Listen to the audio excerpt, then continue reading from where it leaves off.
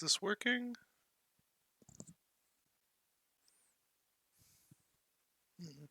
Might be picking up my breathing a little bit. There we go.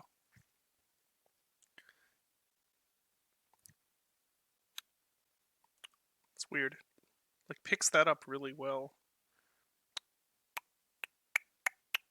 Yeah, it like really likes those noises for some reason. Hey, Pepsi Core.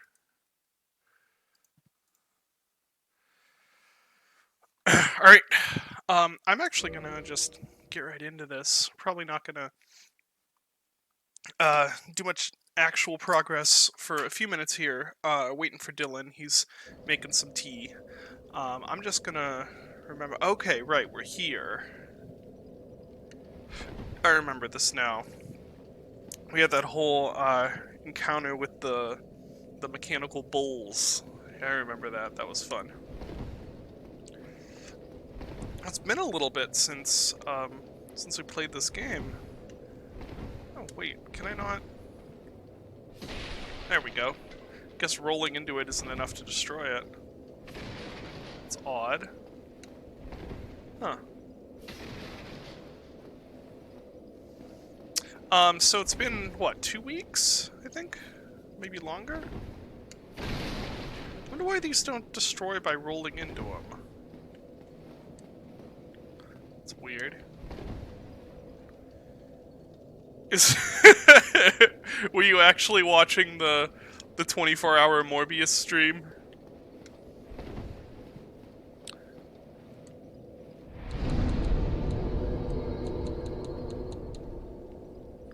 Okay. Go there. I don't know exactly where I am. 2 sounds right. Yeah. Cause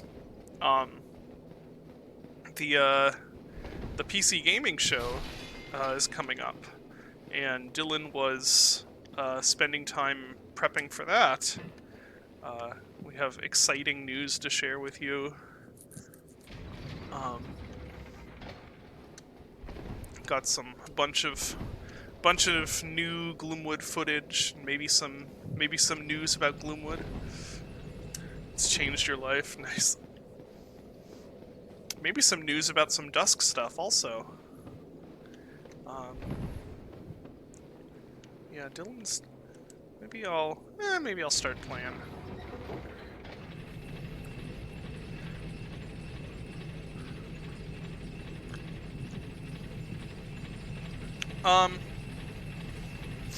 We don't have much to share about the car combat game, yet, but it's still being worked on. I'm not actually working on that, at least currently, so, I don't really know. I don't know quite what else going on with it. These guys are resilient. And, excuse me?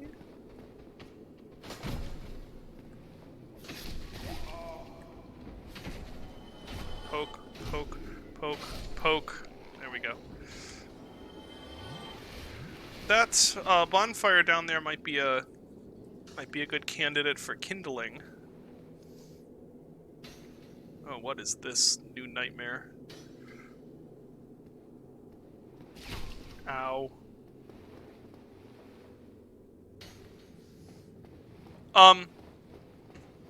There's not going to be any big news on any of the teased projects. Mostly just you'll see a little bit of them, and mostly just, you know, we're still working on those.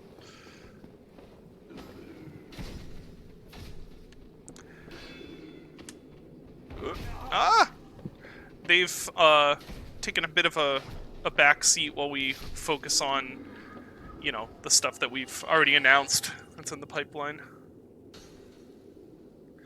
Teased project. Yeah, we at the last show we teased a couple things, and the only major news about those is that we're still working on them. But you'll see some more important news about other officially announced projects. Okay, there's a lot of dudes over here. There aren't going to be teasers for any new games, because we have not picked up any. We're not working on any new games that have not already been teased, because we have plenty of things to work on right now.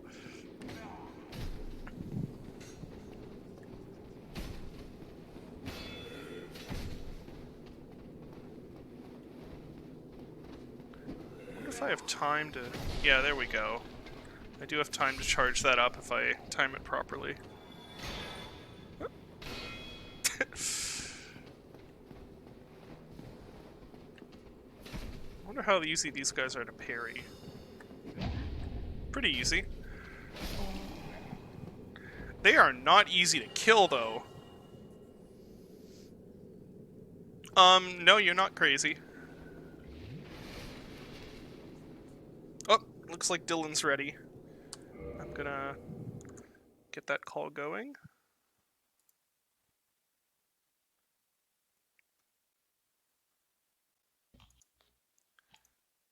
Hello. Hey, I already started in, but I haven't gotten very far. That's okay. Let me share the game. There.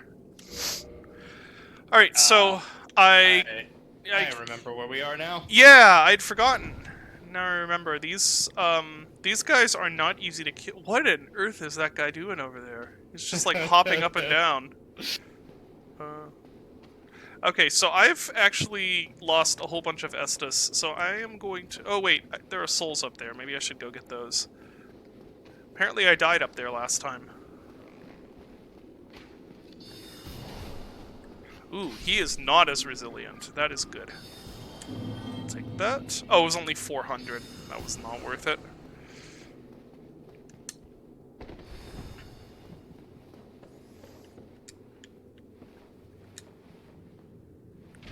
He puts the soul... Yeah, he's... I was teasing the PC gaming show stuff, just saying that we have exciting stuff to share with Gloomwood and Dusk and stuff like that.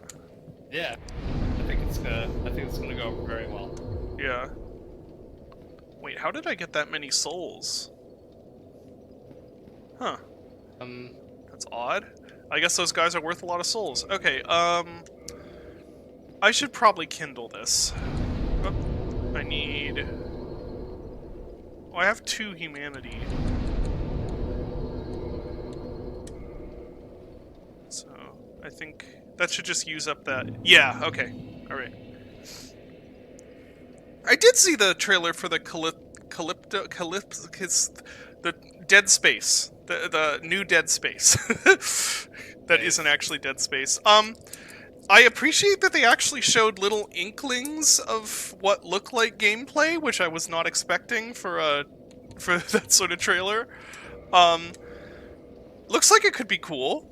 I mean, I like Dead Space 1. I think if they... if it plays like Dead Space, I'll be into it. If it plays just like third-person shooter, but there are the Thing monsters, maybe less so. The trailer part where he's hanging upside down is like directly apart from Dead Space 2. Oh yeah? Yeah, there's a part where you have to shoot while you're upside down. Oh, that's pretty cool. I should play Dead Space 2 at some point. Oh! That was a backstab. Cool. Yeah, I don't know what, like, its association with, like, PUBG is so weird. I know they cut it, but it was so weird that they even tried it. It is news to me that PUBG even has a universe. Yeah, right? Like, I thought it was just like, I know obviously there's some sort of backstory of some sort, but like, does anyone care?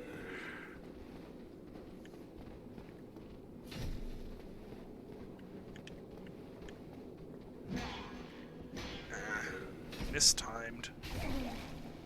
Yeah, these guys are tough. I wonder if I need to use a different weapon. Ooh! Oh, that's a death. The PUBG lore goes deep. Are you being sarcastic, or is that true? I I doubt it's true. I don't think there's... Is there even any lore to PUBG? I don't know. I I honestly have don't like know. I I care so little about that game. Um, we could try going back to the Black Knight Sword strat. Let's see if it does any more damage to these guys. There's one specific shot in the trailer that I thought was hilarious, where it's just this really quick shot of some guy flying across the room into this giant meat grinder thing, and it is just so, like, video game looking. Yeah.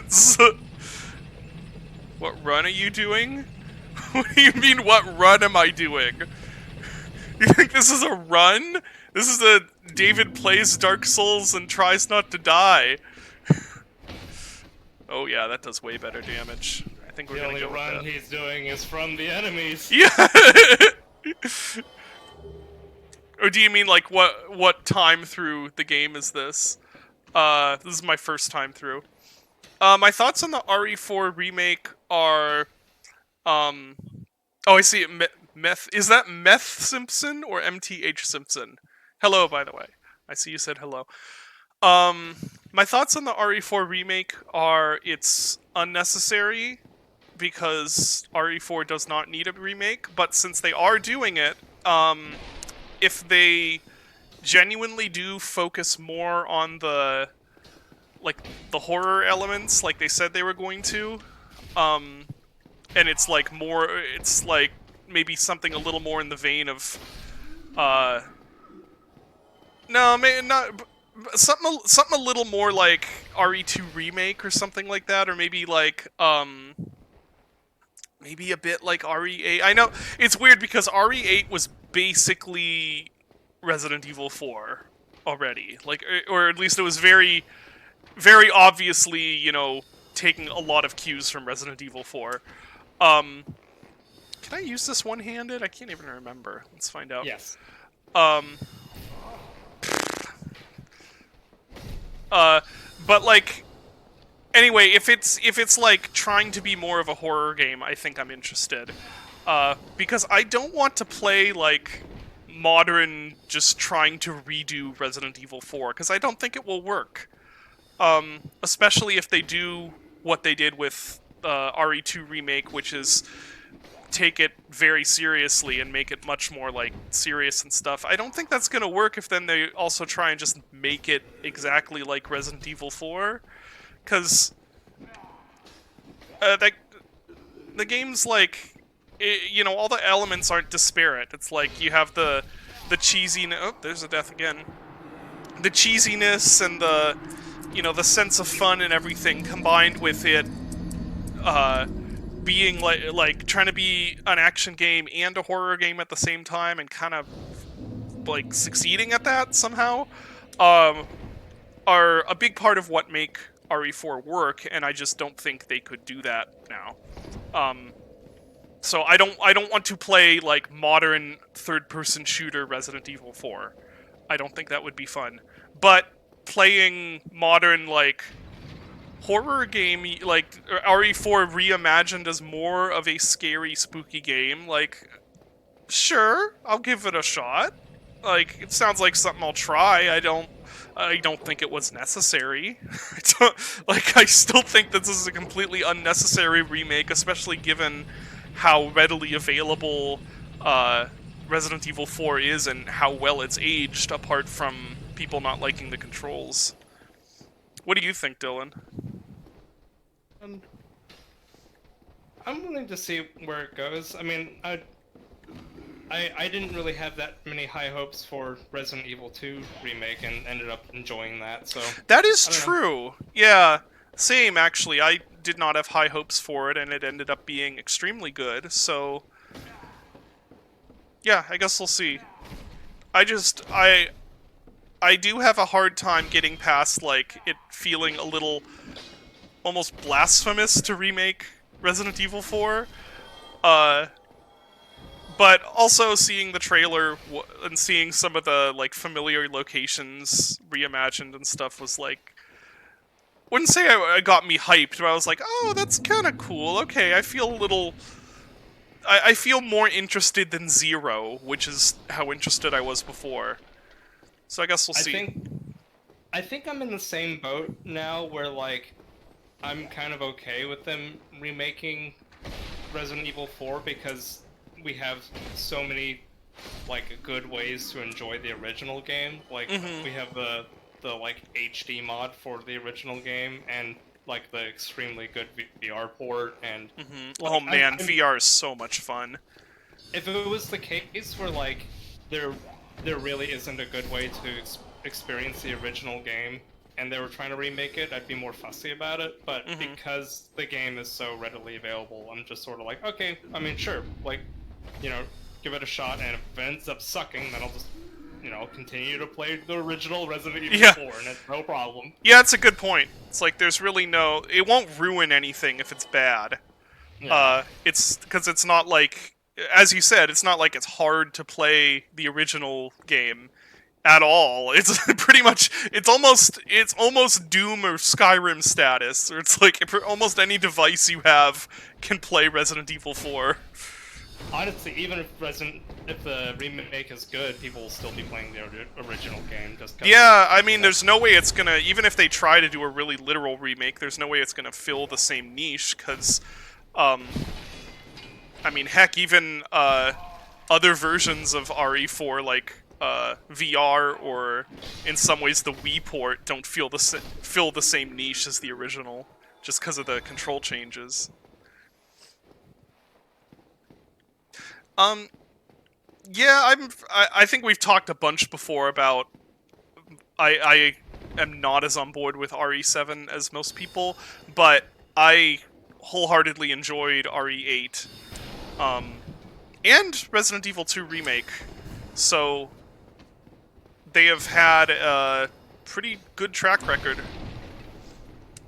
for me. So yeah, I think that is a good point where it's like I was, I think I was even more like had more hopes for the Resident Evil 2 remake, because in that case, like, I really wanted a more. What is he doing? He's just gone. Okay. Um, I really wanted a more, like, grueling survival horror version of Resident Evil 2. Um, which is actually kind of what it ended up being, but I didn't expect that, and I was kind of annoyed when they were like, oh no, it's gonna be, just a normal third-person perspective and not fixed camera or anything. Oh, I forgot about the RE3 remake. Dylan, you said that was okay, right? It was okay. It was just really short, and they cut out a bunch of parts that probably didn't need to be cut. Yeah. If it was like, if it had more time in the oven, it would have been okay.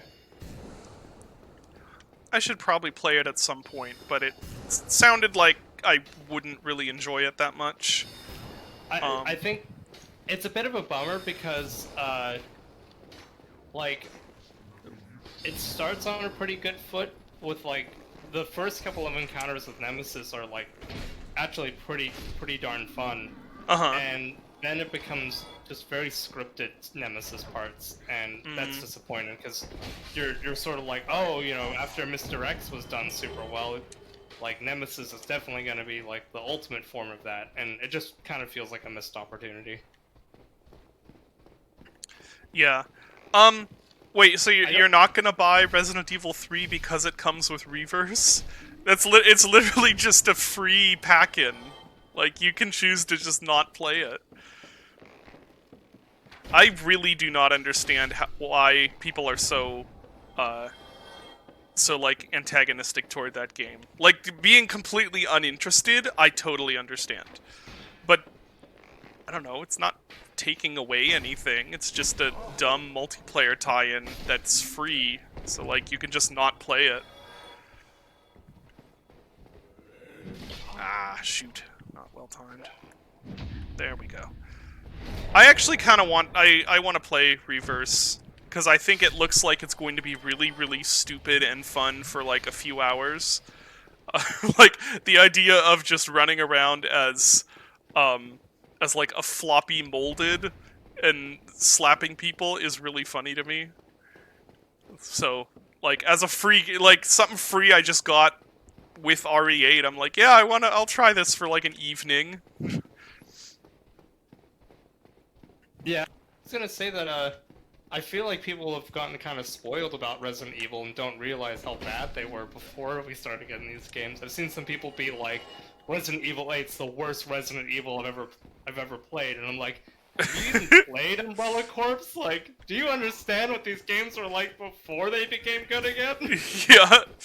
Or, oh, what are those other ones? There's that whole subset of them that's like Umbrella Corps, Operation Raccoon City, were those the only, but like the weird, like, multiplayer ones that they tried to make happen. Yeah. RE Survivor? Wait, There are some dog shit Resident Evil games. yeah. Who out there thinks that Resident Evil 8 is the worst in the series? That's just like that strikes me as like it's the Doom 2016 players of Resident Evil where they come in and they played like 7. Ooh, look at that poppin'. Yeah, They come in and they played 7 and have played nothing else and now think they're experts. I'm not gonna drop any names, but it's the same person that doesn't like Ultra Kill. Oh. Gotcha. Well, I love Resident Evil 8. That is probably my favorite Resident Evil game since 4, actually. I really like it. I can definitely see people's issues with it, and I have issues with it as well, but I had a good time with it. Yeah, one of the main issues is that, like, what, 40% of the levels in the game are not fun? You've got what is that? The manor, the Chomp Baby section, which is like okay the first time through, and then is just insufferable any other time. And then the reservoir, which is just sort of meh. Everything else is pretty good though. Oh, and they really should have made the inventory more. Yeah, that shit was generic as fuck. Well, there's that, and also it was way too big. Yeah. There we go. Kick doing its work. Wow, I owned that guy. Yeah. So the dollhouse was incredible. I'm gonna give you a freebie. Yeah. Right now, there's an event coming up. Uh-huh. You will lose your souls and not be able to get them back. Okay, time to go spend them, I guess. Well, then I've got to fight all those guys again. Oh well. Guess that's Dark Souls. Yeah, you can use Ring of Sacrifice. Oh, true. Even if you use Ring of Sacrifice, I would just spend it. Yeah. I'm saving you a Ring of Sacrifice if you just spend it. Oh yeah, Umbrella Chronicles is very underrated. I wish that would get a port to something other than the Wii, because that game was super fun. Darkside Chronicles was not nearly as good. But like, I think Umbrella Chronicles is some of the most fun I've ever had with a rail shooter, actually. Especially in co-op. Johnny and I played through that in co-op together, and it was really fun to like strategize. Like, okay, well, you do this, this thing coming up, and figured out, like, where you could, because you got, like, a ward, or was it awards? There was some measurement of, like, how many objects you destroyed in your run through, and so we figured out, we would figure out, like, okay, here's a room you want to throw a grenade in so that it destroys all the objects and stuff. It was fun. Oh, really? I thought the Dead Space one was hot garbage, actually. It was like 70% of it was a cutscene. It was so annoying to me. It's, Dead Space, Extraction. Extraction. Yeah. Yeah, no, I hated that one. Dexterity, endurance. Could up my endurance a bit. Man, it's a crapshoot. I'll just go with strength.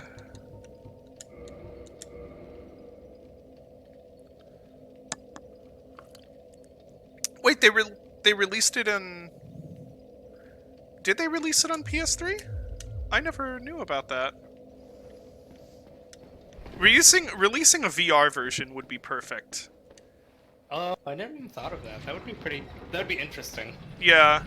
Make it so all the cutscenes are skippable and you can play the whole thing in VR. Mm-hmm.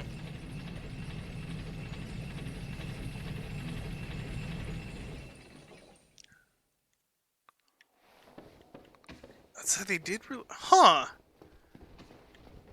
Was it like with Shoot, what was... No, the Connect was... shoot, I didn't get the backstab. I was hoping to get the invincibility frames from the backstab.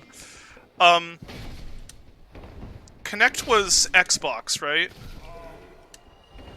What was... Didn't Yes, PlayStation... Was, PlayStation is the Move, called... that's it, yeah. Move, yeah.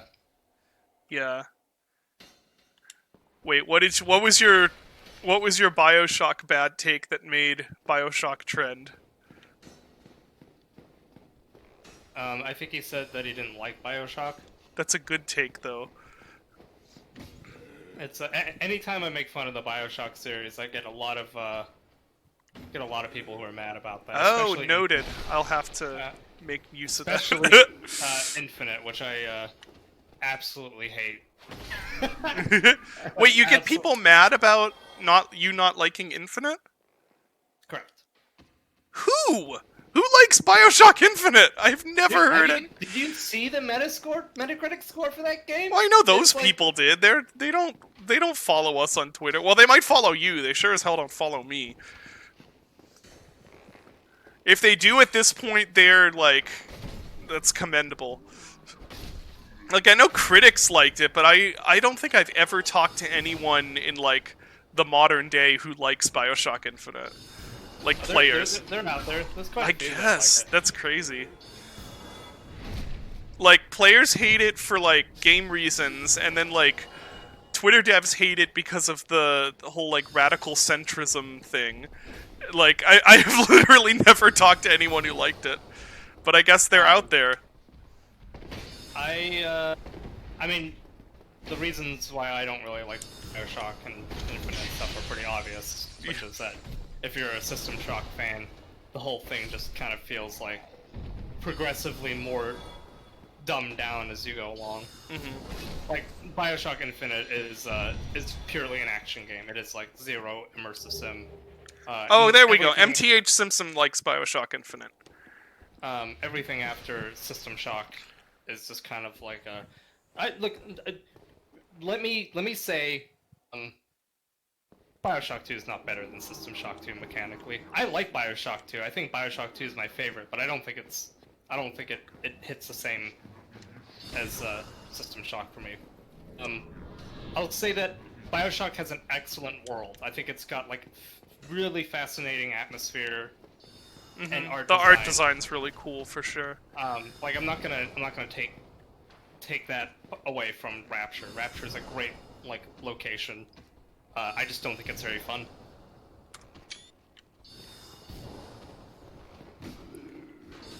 I don't think I'm passionate enough about BioShock to turn it into the next New Vegas, though. System Shock is not a wet fart, bruh. Who says System Shock goes a wet? No, And System it's Shock definitely 2 not- rules. It's definitely not just for Shodan's reveal. If you don't like System Shock 2, then that's an opinion you can have. But I love that game. It's very good. I mean, if you don't like System Shock 2, you're probably not gonna like Gloomwood, because there's a whole bunch of System Shock 2 in Gloomwood. Ah! There we go. Is anyone passionate about BioShock? Dude, BioShock was like... Yes, that's... When I was younger, people wouldn't shut up about BioShock. It's sort of is like, it has a bit of the whole Dark Knight syndrome thing going, where it's like, what is with these books? Why are they... I don't know. Well, you know what? I can tell you what happened. They were What? probably sitting on a like shelf or something that you broke. Oh, maybe. Let's see if it. No, I No, can't those make it. books move though. Yeah. It might be like a specific asset. Yeah. That's weird. But I think it has a bit of uh, like the Dark Knight syndrome going, where it was like a formative game for people when they were in college, or when they were like in high school or something, and it was like for BioShock, I think it was like a lot of people's introduction to the idea of like high-minded games, if that makes sense. Even though I mean, I there's hate this concept so right, much. yeah, I know, and it's which is fair. Like, I think it's completely legit to hate that, but I think that's what it is that it's like, it was really formative for a lot of people, and they see it as, like, untouchable in that way, because it's like, oh, well, BioShock, that's one of those, high artistic games. So you're telling me it's the one of the first iterations of only people who are intelligent watch Rick and Morty. Maybe a bit. I mean, not to. I don't think it's to that obnoxious an extent. I think it's more just like with any of us, the first game or media or creative. Oh, is this one? The weird thing, Okay. the funny Like, thing is that like the whole twist of BioShock is literally just recycled from System Shock 2. Just like I'm sorry. This is if you haven't played either System Shock 2 or BioShock, I'm gonna ruin the game for you right now. But like it's not the whole idea that the antagonist is secretly your friend helping you through the entire game and turns out to be the antagonist is not like that's just something System Shock 2 did as well. it's BioShock spawned a generation of people who think that BioShock is a critique of objectivism, and a generation of people who think that BioShock is a apologist for objectivism, both of which are completely wrong. Because Ken Levine is Mr. Centrism and was like, I think objectivism is fascinating and could work, but I wanted to explore what happens when a philosophy doesn't work. So actually, everything you have ever read about BioShock is incorrect. That's what I'm trying to say. System Shock 2 is a bit like that too. He was Yep. he was like, the many are the collectivists and Shoden is the individual. And most people are like, no, we don't care. We're just shotgunning hybrids. Who cares? I think that the idea of like it's maybe a bit passé in the modern discourse, but I think oh hey, this dude, the idea of like portraying two opposing philosophies, and showing the merits and warts of both of them is actually great. But I think also that in a lot of Ken Levine's writing, it turns more into like a sort of token, well, both sides sort of thing. I really like how he did it in Thief. I don't like a lot of stuff that Ken Levine has written, but I will give him credit for, oh, hey, look at this. I will give him credit for creating some pretty great, like, really good world building and some really cool, like, religious conflicts in Thief. You know why I think it is that it worked in Thief and nothing else he's done really? Yeah. It's because he got to do a lot of the groundwork for Thief and like the world building, but a lot of the narrative was built to be more like noir films. So like it kind of works in Thief because it's not massively heavy-handed and like beats you over the head with it, whereas like something like Infinite is almost insultingly so. Yeah, that makes sense. It feels more like he designed a world for it and someone took those building blocks and made an interesting story in Thief. And his later games, it's more he's using the game to try and tell this explicit moral narrative he's trying to go for. Yeah. See, I think that's my I really like, and I guess anyone who's played any of my like pre-Dusk games probably could guess this, but I really like where am I? Oh, I'm in that big dome thing. I really like narratives that are have a lot of gray area to them. In terms of maybe not as much in terms of morality, but in terms of like good or evil. Or I don't know. I don't really know how to explain it, but I do like narratives that have a lot of gray in them.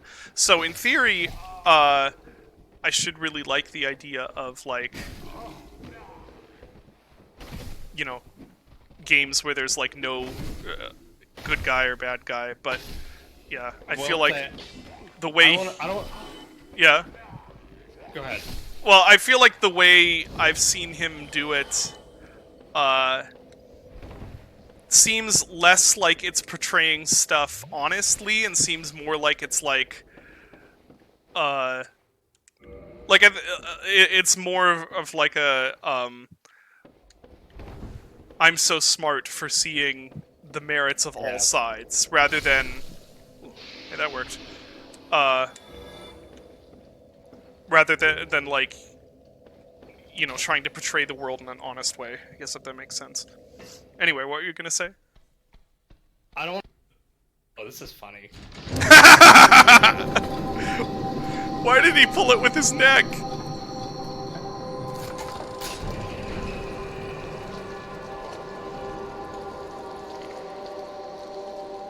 What are those things? Man, I forgot. This game has such bizarre moments. I love it. Yeah. His arms are too weak. To be honest, that's such a great animation. Like, oh, he's gonna try and use his arms, but they're not gonna be strong enough, so he needs to also use his head.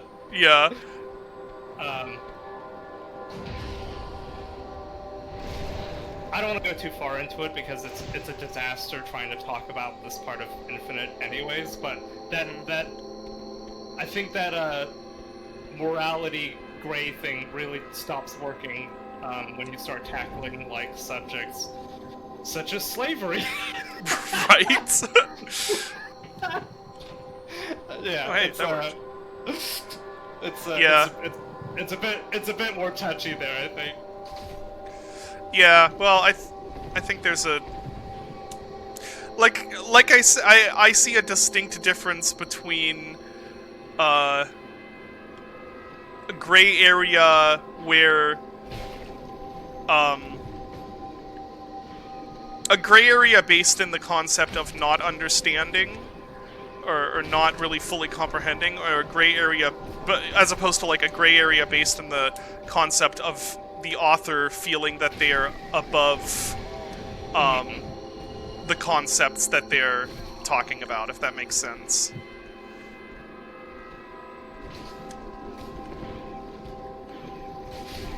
Yeah, someone noted that it does seem like his more recent studio is having a bit of issues. I'll tell you this. Are they? I went to yes. I mean, I went to GDC in I want to say, shoot, when did he? Hold on, I can find this out because I was actually in the audience for this. This would be GDC 20. Oh my god, is it really 2014?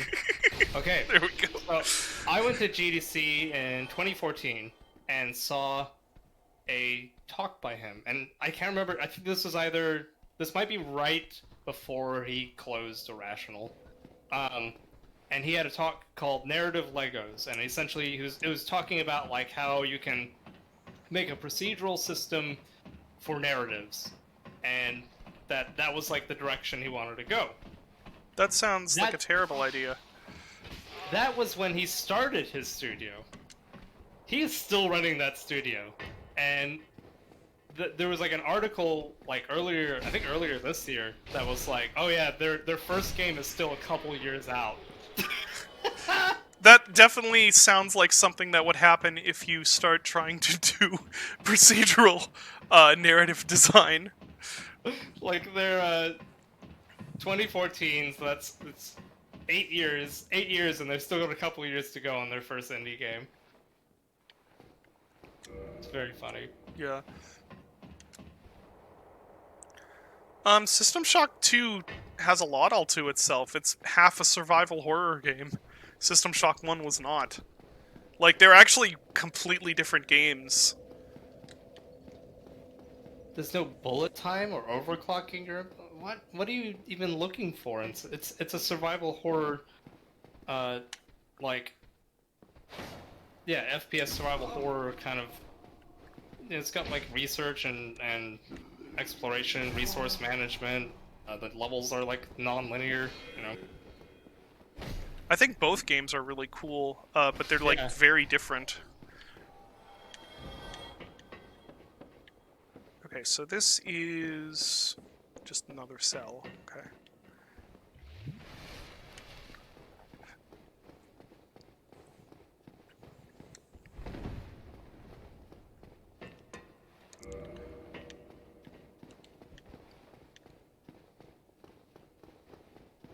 And this is also another cell.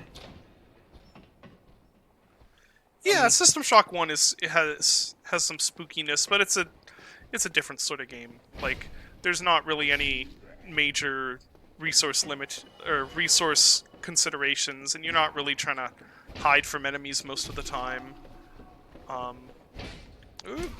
that you necessarily do that much hiding in System Shock 2, but there's, especially in the first part of the game, there are definitely points where you want to be avoiding contact with the hybrids. The AI, people don't really notice this difference all that much, but the AI is quite a bit more advanced in System Shock 2, because the AI in System Shock 1 pretty much they will move to you if they see you, and they will, you know, they'll wait for you if they don't, and which is very kind of like Doom style, whereas System Shock 2 has pretty much a lot of the systems carried over from Thief, where like enemies will go into search states, they'll like call out where you are, they'll let each other know where you are, and then they'll like chase you, lose you, that's kind of deal. If you set off an alarm, they'll all start running to where the alarm is happening. It's cool. They did use a lot of Thief AI, because it was, Dylan, you can correct me if I'm wrong on this, but as I understand it, System Shock 2 was basically developed in a little corner of Looking Glass, while they were working on, I think, Thief 2, right? Yeah, and it was actually like they kept having to beg Looking Glass to help, because the Dark Engine was It's a duct tape engine. very work in progress. Yeah. Yeah, so that's why, like, all of the, well, not all, I don't think, but at least some of the hybrid animations are just straight up Thief 2 animation, or Thief animations, actually. Like the searching one and stuff. I've had great moments where I've, like, hid in a bathroom and, like, a hybrid comes in and, you know, they'll say stuff like, the Discord hears you, and you're just sitting there with a shotgun ready for it to, like, appear in front of you. And those moments are, like, what inspired me to, like, make Gloomwood and stuff. Yeah. Oh, that's the wrong button. Let's see. Let's try this. Okay, that's actually pretty effective. Yeah, holding a shotgun like a sword. Yeah, yeah, that was always great. I also love the Dark Engine, but do you know who does not love the Dark Engine? Anyone who had to work on the Dark Engine. There are a couple people who actually do, like, if you talk to someone like Skacky who's used it a lot, like, no one who's used it will say that it's not jank. Like, it is always jank. But there are some founding principles in it that actually did facilitate a lot of modders making really cool content. Wrong button again. Yeah. Well, I mean, Build Engine is also super jank. Like, there's a lot of beloved engines out there that are kind of a mess. Like, Dylan, how do you feel about mapping and Hammer? It's I feel like most engines you have to learn a very weird arcane set of rules that don't really make a lot of sense, but Yeah. ultimately do make a lot of sense in terms of like how the rendering works. But at the time when you're making it, it's sort of like, this is awful. Why do they do this? Yeah. There is, to my knowledge, there is no engine in existence that is not painful to work with, I'd say according the to anyone who easiest- uses them. Probably the best ones are Doom Builder and Trench Broom, which are. It's maybe not fair. Oh, no, I don't mean level design tools, I mean engines. Like, Yeah, fair enough. I don't know if you'll ever talk to anyone who doesn't believe the engine they work with is, like, actively trying to sabotage them. Yeah, I mean, definitely people who make like even games in like the Doom engine. It's sort of like, oh, we have to wipe our saves when we update. What? Yeah.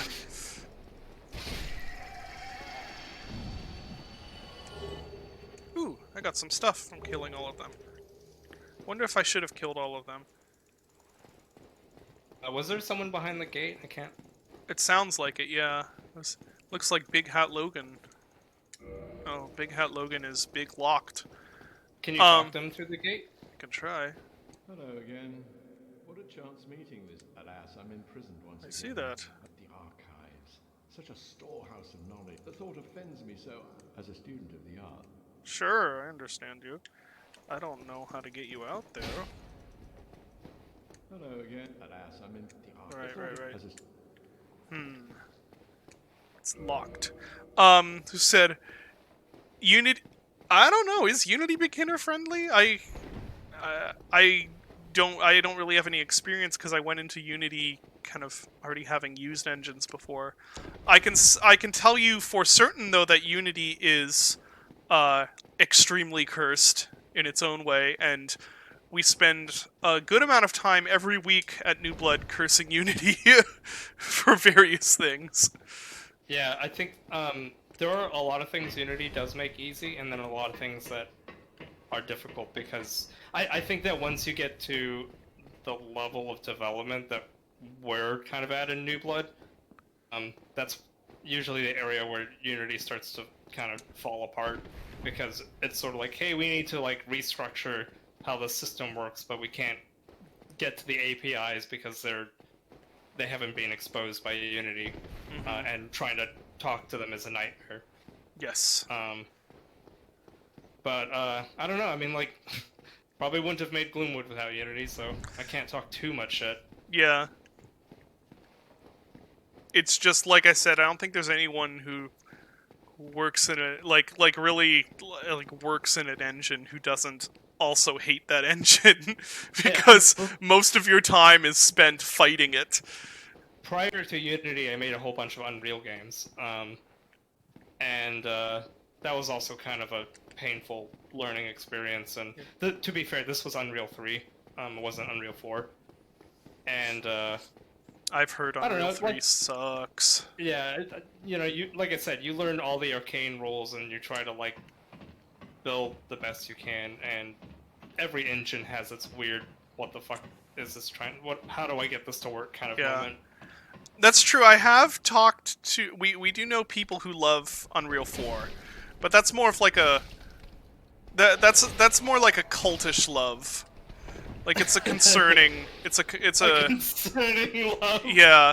It's not like a oh, this engine I work in is pretty great. It's like this is the greatest thing to ever happen to game development, and everyone should be using it. Which I simply do not trust, having spent time working in engines. I don't believe that any of them are not fundamentally infuriating and soul-draining. Uh-oh, yeah. I didn't mean to do that attack. No, Gmod's not really an engine. It's, what is Gmod? Gmod is source. No, I know that, but like, if someone was like, is Gmod an engine? Like, Oh, Gmod is it's a mod. It's yeah, but it's a mod where you it's can. it's like a mod that's been like it's like a mod that is also a layer of modding on top of an Yeah. engine. It's an abomination. That's what it is. What is Sandbox? That I don't know.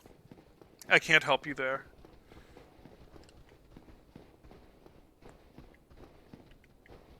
Oh yeah, I've heard. It's Mayo and Instrument Energy.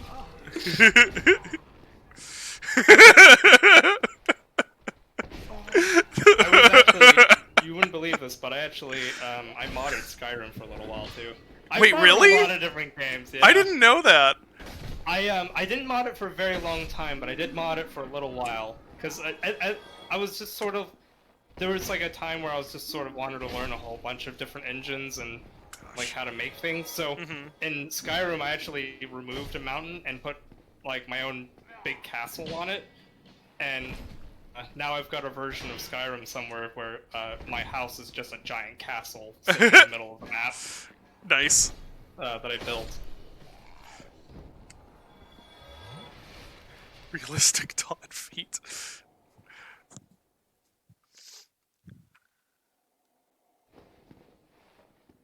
People have... Yeah, I guess so. I don't know. It's the distinction between now what's the distinction between like what's a mod and what is a standalone game becomes increasingly blurred when you have things like Total Chaos, for instance, which is a Doom mod, kind of, but very much yeah. not so. Also, it's just like I don't know. And Oh, gosh. what do you even Oh, dear. call Anomaly? Like Stalker Anomaly? Like, Oh, yeah. It's a mod, but it's also kind of its own game. Yeah, I don't know. On the assets of Stalker, it's interesting. You're gonna call any game made in Unity a Unity mod. I like that idea. Hold on, I'm gonna go open my window. Be back. Is he? I think I heard Matthew Matosa's move to game development, but I haven't seen anything what he's working on. Meanwhile, I don't think I have ever modded a game in my life. I made like a couple really small or like really simple Doom levels back when I was a teenager. Oh right, they run away. That's about it. Oh, and some Chasm. Like I made like a Chasm level or something like that. Yeah, this is the weird different. You're like purely, you know, I made games from the get-go, and I'm someone who went from like mapping a ton of games into game development. Yeah. Which is probably why much of my approach to making games is not something that works very well when someone else has to work on the same project. I've had to learn things like name your files actual things. In fairness, broach is a dumb word.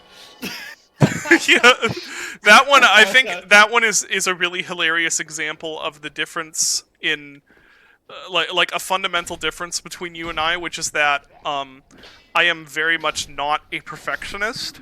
So for me, like if the roles were reversed, and I had and like you had given me an asset that was misspelled, and I'd like misspelled it in the game, I would have been like, oh, well that's weird, and just left it. And that's why there are things, just been like, oh well, I guess that's its name now. And that's why there are things in Dusk where it's like, in the code, the crossbow is called the chainsaw, because originally it was the chainsaw, and then I made it into a crossbow, and I'm like, I'm not gonna spend the time renaming everything. No one else is ever gonna look at this. And then, lo and behold, a lot of people have looked at that, and they all hate me because I named the crossbow the chainsaw, or, you know, any innumerable other stupid things in the Dusk code base. Chainbow, yeah. Or the leatherneck is still called the meat lass. Oh, well, let's not even get into how animations work in Dusk, because it's like, looking back on it now, it's really unfathomably cursed, I would say. I can't believe I did it that way, which is, so for... I said we won't talk about it, but I guess we're going to talk about it now. So the animation that happens when you... There is a spell guy behind me. Oh, this does, like, nothing to him. The animation that happens when you pull out a weapon, there is a single, like, pull out the weapon animation that happens, which is, like, it moves the object that all the weapons are parented to, from, like, down here up to here. But then I did that, and then at some point I was like, you know, it'd be cooler if some of these could have variations on that animation. So the correct thing to do was I should have then, you know, changed it around so that, okay, well now, instead of there being a single draw animation, there can be several different draw animation. You know, each weapon can determine what animation, or whatever. But what I actually did is I kept the existing draw animation, and then the variations in the draw animation are actually a second animation played on another object on there, on top of the draw animation. So, like, when the super shotgun gets pulled out, what you're actually seeing is one animation that does, like, a transform from, you know, low to high, and another animation that makes it rotate. And those two are playing at the same time. It's terrible. I can't believe I did it that way. I would never do that now. Like, at least I have at least learned, but, like, that's an example of the sort of just really cursed stuff that's in Dusk that then Zombie has to deal with. And Zombie is, you know, one of the most meticulous coders that I have ever met. So it's like I imagine it has to be like he has to be like taking psychological damage every time he has to look at the code base. I remember because one of the reasons I was able to get into New Blood was because I helped you guys fix a couple bugs. Yeah. When Dusk shipped, and I remember going through to fix some of the, like, saving state stuff. Mm-hmm. The save system's real crazy. Yeah, and just seeing all the variables I'm trying to keep track of like, just be invisible and stuff, or yeah. like, just like, what is this? Yeah, I think oh shoot, what was the object? I wish I could remember what oh, it's the soap! I remember this just recently. Zombie was having a heck of a time finding the soap assets, like the soap mesh or something. And finally he found it, and the reason he couldn't find it is because the mesh was not called soap. The mesh was called Zoap. Z-O-A-P. Because I thought that was funny. And once again, at that point, I didn't figure anyone else would ever be looking at the code, so I was just doing whatever the heck I wanted. And then the worst thing is that then when I did Dusk 82, originally I was just going to do that as a really quick project to do myself and put out just for fun. So it's not as bad as Dusk, but there's definitely some jank in that code base also. And then that ended up being a game that then Zombie had to go look at and stuff, because it became a New Blood game. Just like, I need to start doing this better. Hope no one ever has to look at the Iron Lung code base, because that's also terrible. Which, once again, I'm just like, you know, I'm just gonna make this and put it out and never have to look at it again. And then it did well. I'm like, That's like, uh-oh. Now, now other prototypes I'm working on have a clean code base. Now, finally, hopefully I've learned. I mean, it's probably not clean compared to, like, what Zombie would do or what you would do, but it's clean for me. So it's less unfathomably cursed than Dusk. I don't know if Gloomwood would be finishable unless I was like this, because everything is just so intertwined because it's an immersive sim that, there would be a problem, like, oh, that's weird, why does, like, an enemy stepping into a trap cause it to, like, explode into giblets, and I would never be able to fix it because I would Like, who knows why and this happens. Yeah. Well, see, the thing is, the crazy way I do stuff makes sense to me. Like, early on in Dusk, you remember when it was, well, I guess it wasn't really early on, but you remember how, shoot, no, come on, parry, I need to parry one of these guys. Oh, shoot. You remember how Dusk was originally in JavaScript? Yeah. Dylan? And if you remember, before the C# conversion, Dusk did not have any indentation in the code. Oh my god, you just reminded me of that. Yeah, do you remember that? And that's because Yes, since I was, what, 11 or 12, or probably even before that, I can't remember exactly when I started QBasic, I never learned to indent. I never learned that as part of the code, because whatever college textbook my dad had, it didn't really talk about that. So I learned to separate my code out by using a bunch of white space. Using different amounts of white space is kind of how I separated things out, and I just never learned to indent. And so that's... I posted a picture of this on Twitter once and was like, Mm-hmm. what is this? Yeah. And so, like, to anyone else who, like, actually knows how to code, it's like, this is unreadable. But for me, like, I knew what all the how I arranged code. So for me, it was fine. It probably wouldn't be fine now if I went back and looked at it, because now I'm used to indenting. But that's a lot of the code base, is like stuff in Dusk. Like if I made... Well, Dusk was already part immersive sim, and there's a whole bunch of jank there. But I knew how it worked. I knew the logic behind it, even if it was complete moon logic.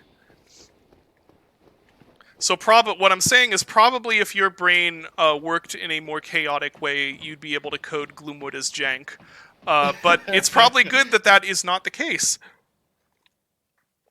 I don't think Gloomwood being code jank would be a very good idea, especially with the high level of simulation that is going on now at this point. Man, I don't know what to do with these guys. I think it's okay that like Dust's kind of jank is fine because the core gameplay loop is just so good. Like you're never not gonna have a situation. Wow. Oh my Wow, that did not work. Maybe you should bring out the Black Knight sword. Yeah, maybe so. I thought maybe having higher attack would be helpful, but it is not really being helpful. So. I think for like a situation like Dusk where just shooting enemies feels so good, it's like, okay, it's fine that the simulation is like, it's deeper than a lot of like games of its era, but it's not like you weren't trying to like, you know, make Thief or System Shock 2 with it's it. not. It doesn't need to be immersive, because Yeah, it's a game where you can literally go out of the bounds of the world deliberately. Like it's not trying to be an immersive game. So yeah, it works out to have some of the stuff be kind of janky. Whereas in Gloomwood, that wouldn't work as well. Yeah, and plus just like Gloomwood, the combat just isn't. It can't be like Dusk's combat, because otherwise it will dominate the whole experience, and all the like simulation stuff will kind of be purposeless for Gloomwood. Yeah. Someone asked why JavaScript. So, because Unity used to support both C# and JavaScript, although it's not really JavaScript, it's like their own weird cannibalized version of it, which I think people usually call Unity script, right? Yeah. And when I started learning Unity, I read up a little bit. I don't even remember how much I read up, probably not very much, but I basically read that JavaScript was easier to learn. It was easier for beginners, and so I went with that. Now, in hindsight, I think that's kind of BS, because there's not that huge a difference between the two languages in terms of, like, the basic stuff.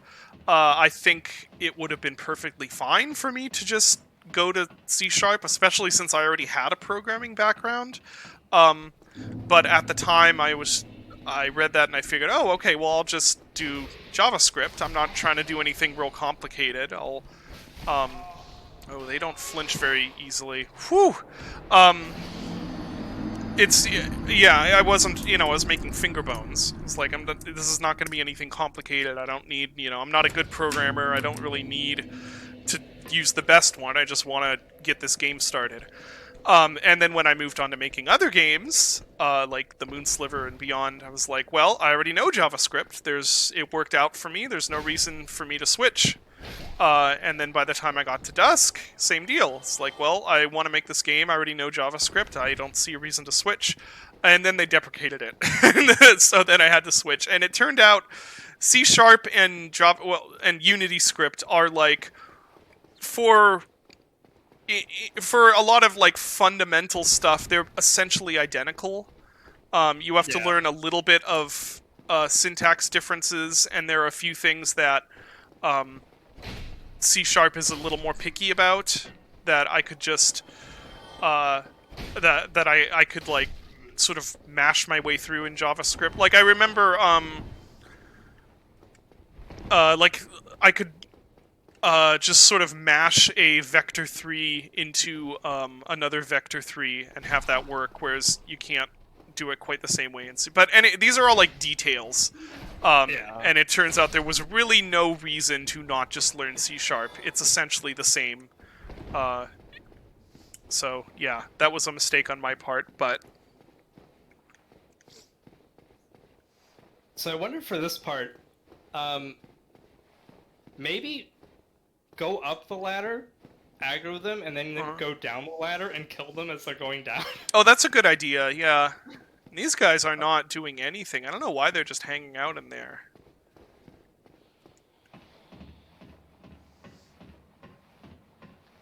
Yeah, there's like no... I mean, there are differences. Like, and for someone like Zombie, like, they're important differences.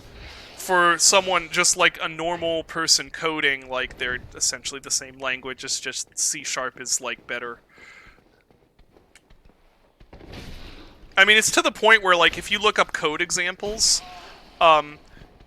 you can find a... Oh, wow. You can find, like, a code example for JavaScript and have almost everything in that transfer over to C#, with just a few minor differences.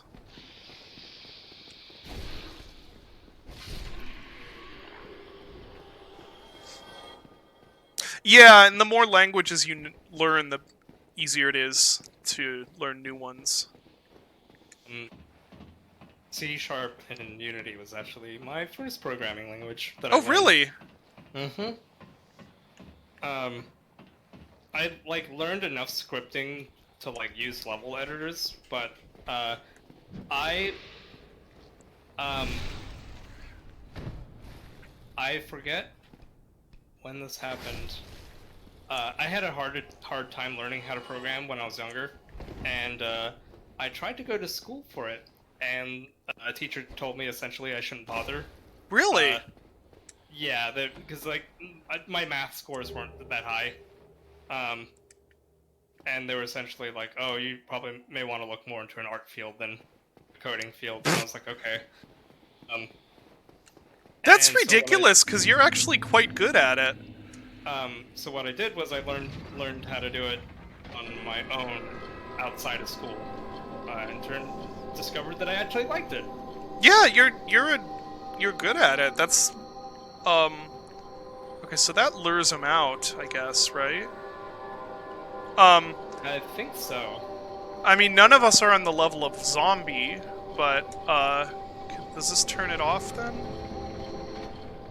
Yes. Okay. Yeah, I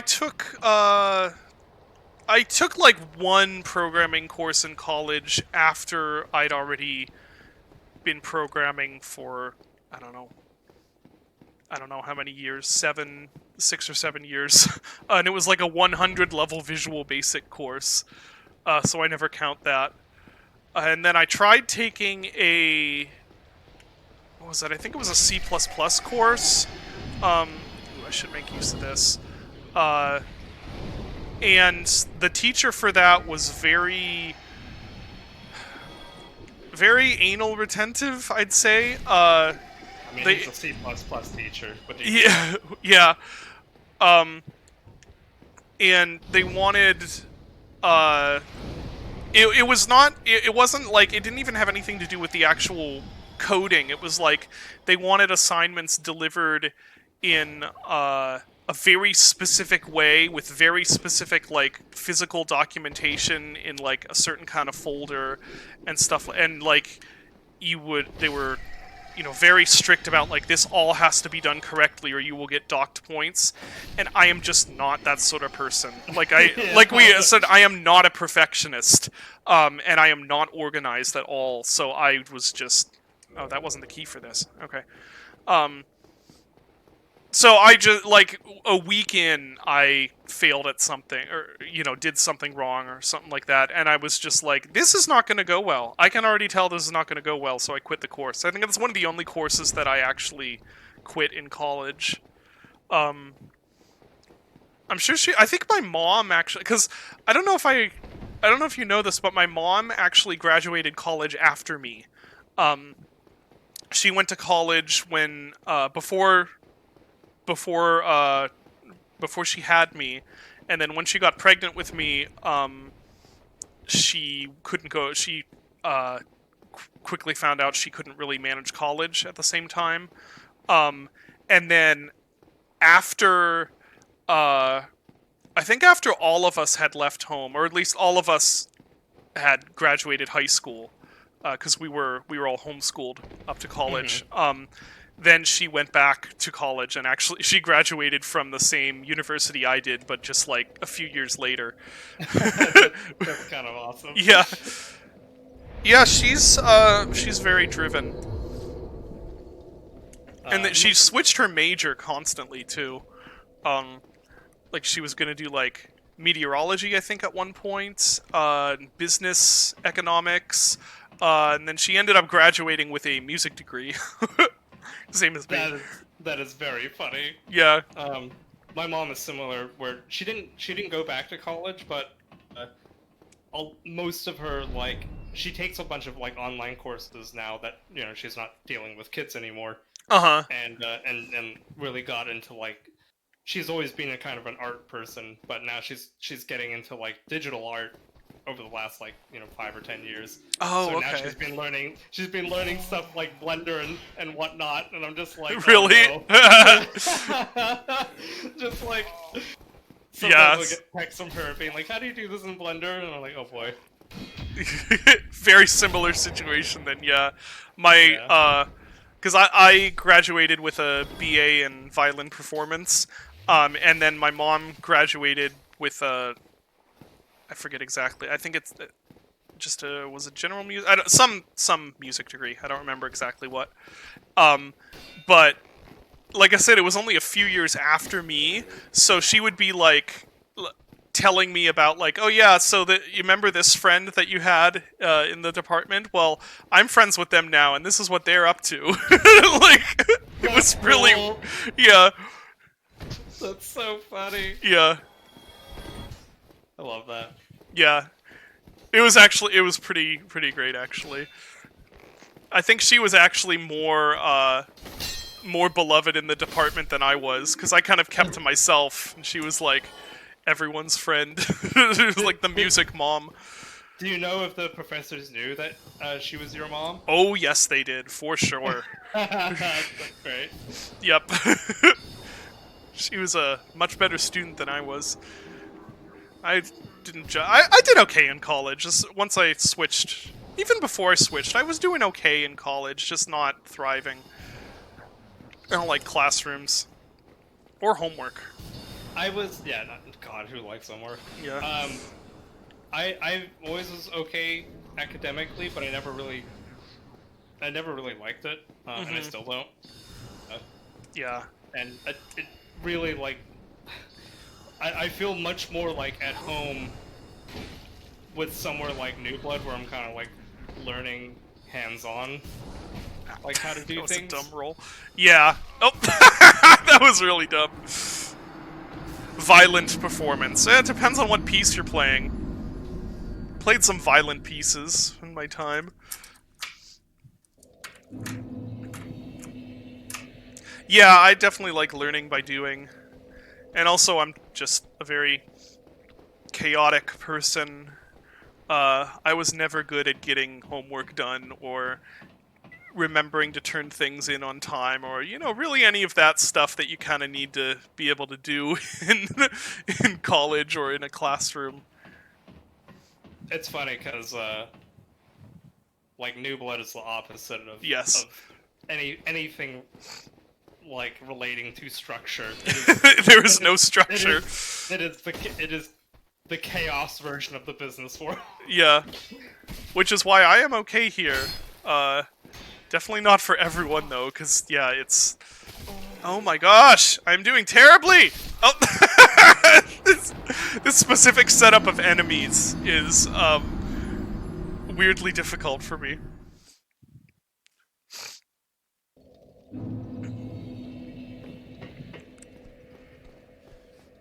Yeah, I've never done many game jams. Just really the DreadX stuff. I did a bunch of game jams before I like really kicked into game development. That Yeah. was fun. Yeah, I really enjoyed doing the DreadX games, which were, I guess, essentially game jams, but I got paid for them, which is why I did them. Like, I can make money off this. Well, now I will spend the time to do it.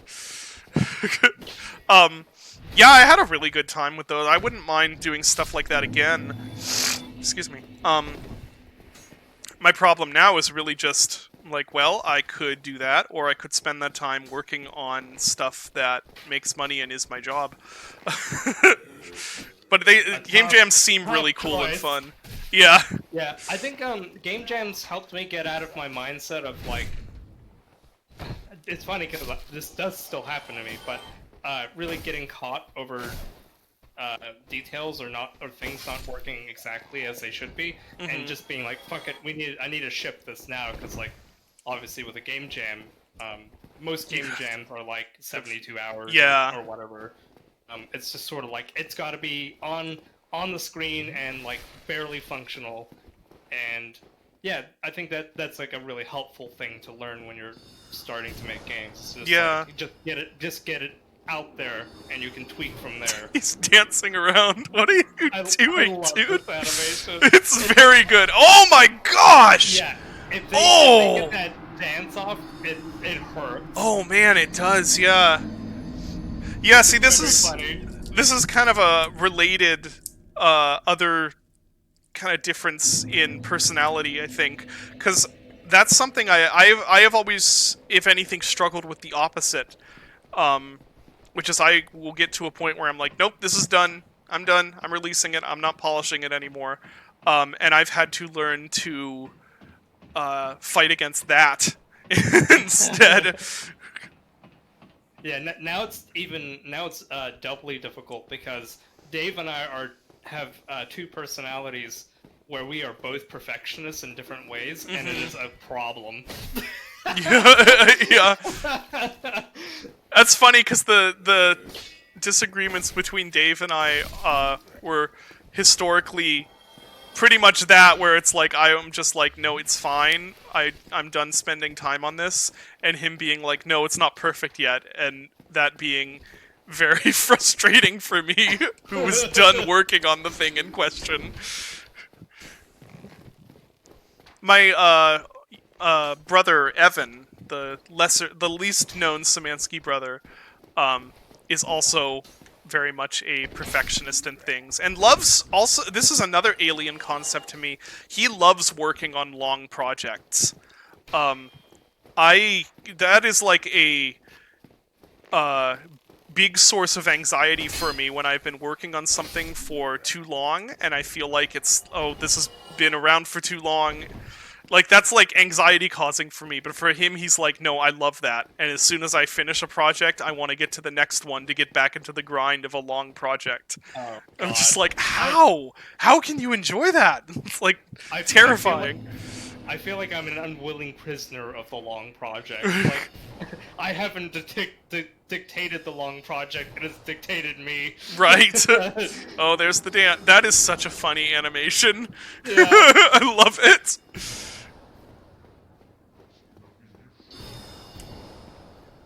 They also have the yeah.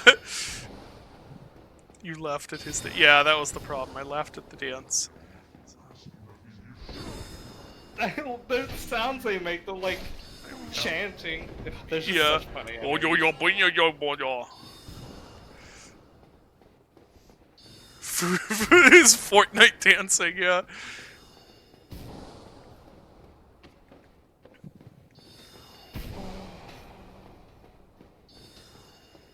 Ah! They knew exactly what they were doing putting that dude up there. Is that? Oh, he's shooting at me. And that dude over there, for that matter. Okay, well, let's lure them out.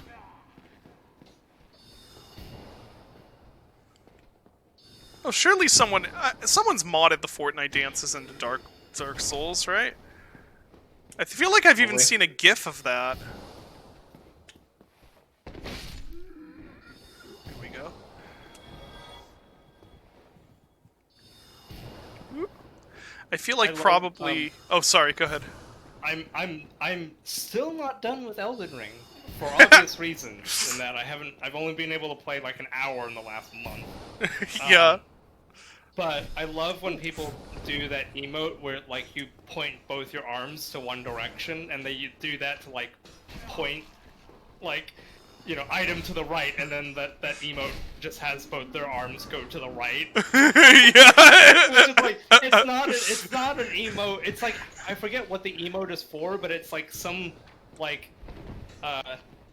gesture representing like either a coven or like group or like golden order or something like that. But they just use it to point a specific direction. That's great. And it's like to just usher people a certain way, and it's so funny. Is this a shortcut? Or is this death? There are only two options in Dark Souls. Either it's a shortcut or it's death. This, it is unclear. Oh! Oh, it could be both. Oh, Oh no. it is death. Yep. Oh no, I can't roll through these! Why would they do that? No! It's so evil. Okay. I'm just running. I'm hoping there's a bonfire nearby. There is, but I just need to survive the next few minutes. Oh, you could have sat at it. Oh, could I have? I thought they were too close. Yeah, the symbol came up. Oh, okay. In short death. Yeah. Or no, a short death. Oh no! Oh no! This is terrible! Oh, there's 3! Oh, okay, well I need to find a way to get out of... them out and then run back to it and sit at Oh, it. true, I could do that. That's what I'm gonna do. They can mash their way through it. Oh, that guy didn't kite very far. Oh! This might work. It might work. Oh, you have to light it first?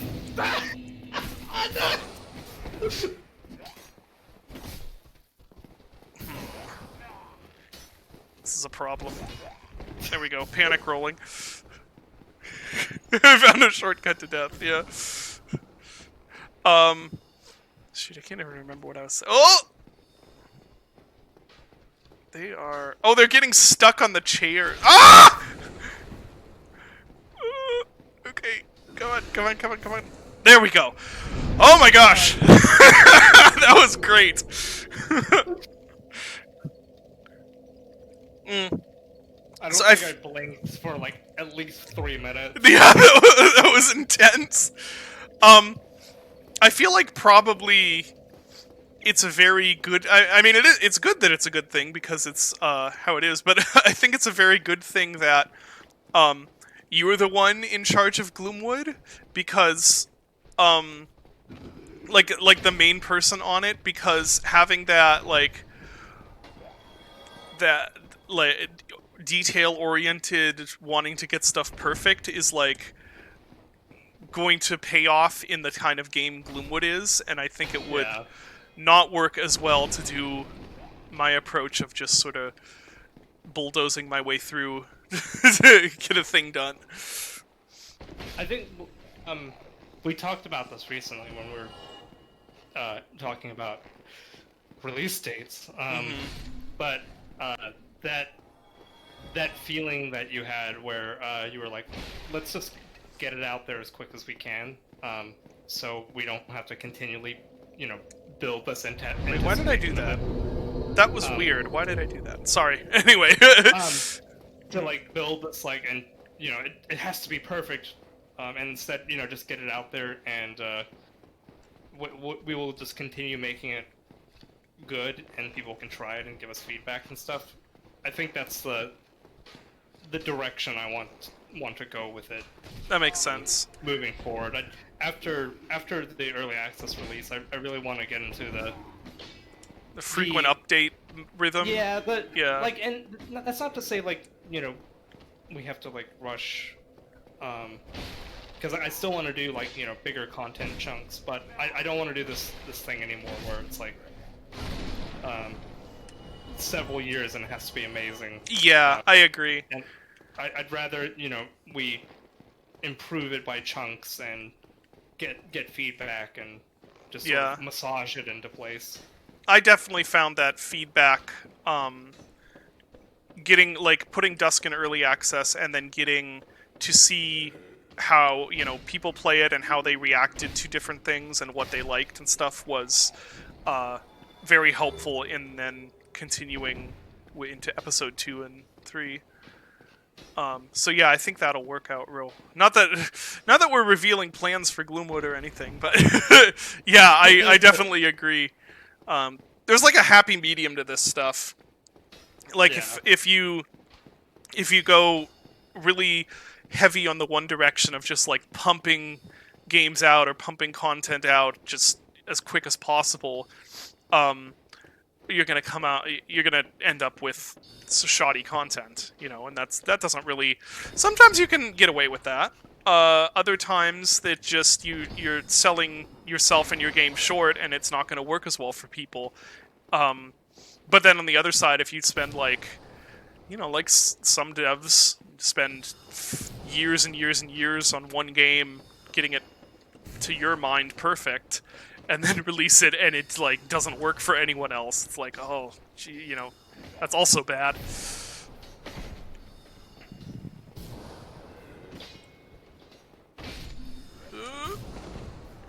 I kind of like having the shield and switching between dodging and blocking. It's working pretty well for this area, at least.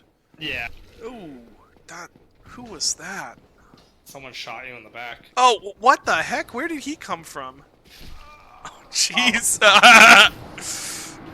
Duke Nukem. Oh yeah, Duke Nukem Forever is a great example of that, actually. Maybe that might actually be part of why I'm sort of okay, maybe we should just get this out. seeing what happened with oh my gosh, that is the ultimate cautionary tale in do not keep trying to make perfection, because you might have something great on your hands that could get destroyed after too long. That is so sad, because that little bit of it's not even really a vertical slice, but the stuff they had, it's this would have been one of the great games of that era if they had finished it and released it. It is tragic. Sure. Yeah. And what we ended up actually getting was not anywhere near great. I wouldn't call myself a DNF 2011 apologist, but I think I enjoy it more than the average person. Not to say that I love it by any means, but I'm it's fine, whatever. But seeing what could have been has definitely, it definitely lowers the game even more than before. Playing the build and just seeing all the fun details in it, and the skyboxes and all the love put into it, and just being damn man, all this just kind of went for nothing. Just so sad. That's a big thing. The passion and attention to detail in it that is just completely missing from the final version is really sad. I think Civi's video on it actually had something really like really somber to really think about, where he just had like an offhand comment about like, yeah, it's really obvious that the people who made Duke Nukem 2011 spent years watching this, this stuff that they cared about slowly destroyed. Like that's not even a joke. That's exactly what it's like. It's a entirely passionless game that now you can see, oh my gosh, yeah, this is yeah, I can understand why this happened.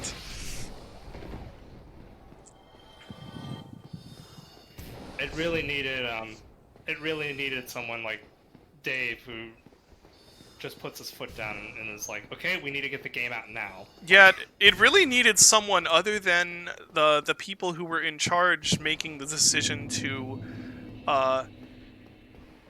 do changes and stuff that were going to, eventually that have resulted in this infinite delay, and in the actual version of the game that they had that was going to be cool being destroyed.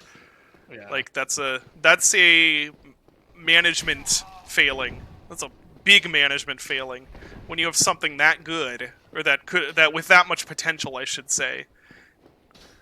Like, You need man. someone who buys novelty domains and needs a game to go with them. So the thing people don't realize about those domains is that they're like not that expensive. Like They're Dave, so cheap. yeah, Dave never buys anything that's expensive. Like they're literally just New Blood pocket change. Oh, I was trying to get past him and it didn't work out. Yeah, he's styling you. Yeah, and yeah, Lost. I never even thought of that until the Civi video. Not that I want to praise Civi too much. I don't want his ego to get too big, but that's something I never even thought of. But he's absolutely right. Why would you set a game in Vegas and then have it take place during this overcast day? Like, talk about misusing your setting. Like, holy crap. Yeah. Oh, shoot, someone's right, your leggings are about to break. Oh, yeah. If they break, can I repair them? I think so. Okay. But you should repair them anyway. Yeah, let me kill these guys and I'll go get those repaired. Oh, they won't. You can't fix it if they break. Oh no. Oh. Okay. Well, hopefully they don't break before I. And okay, he's not gonna follow me. I'll just go sit down at the fire.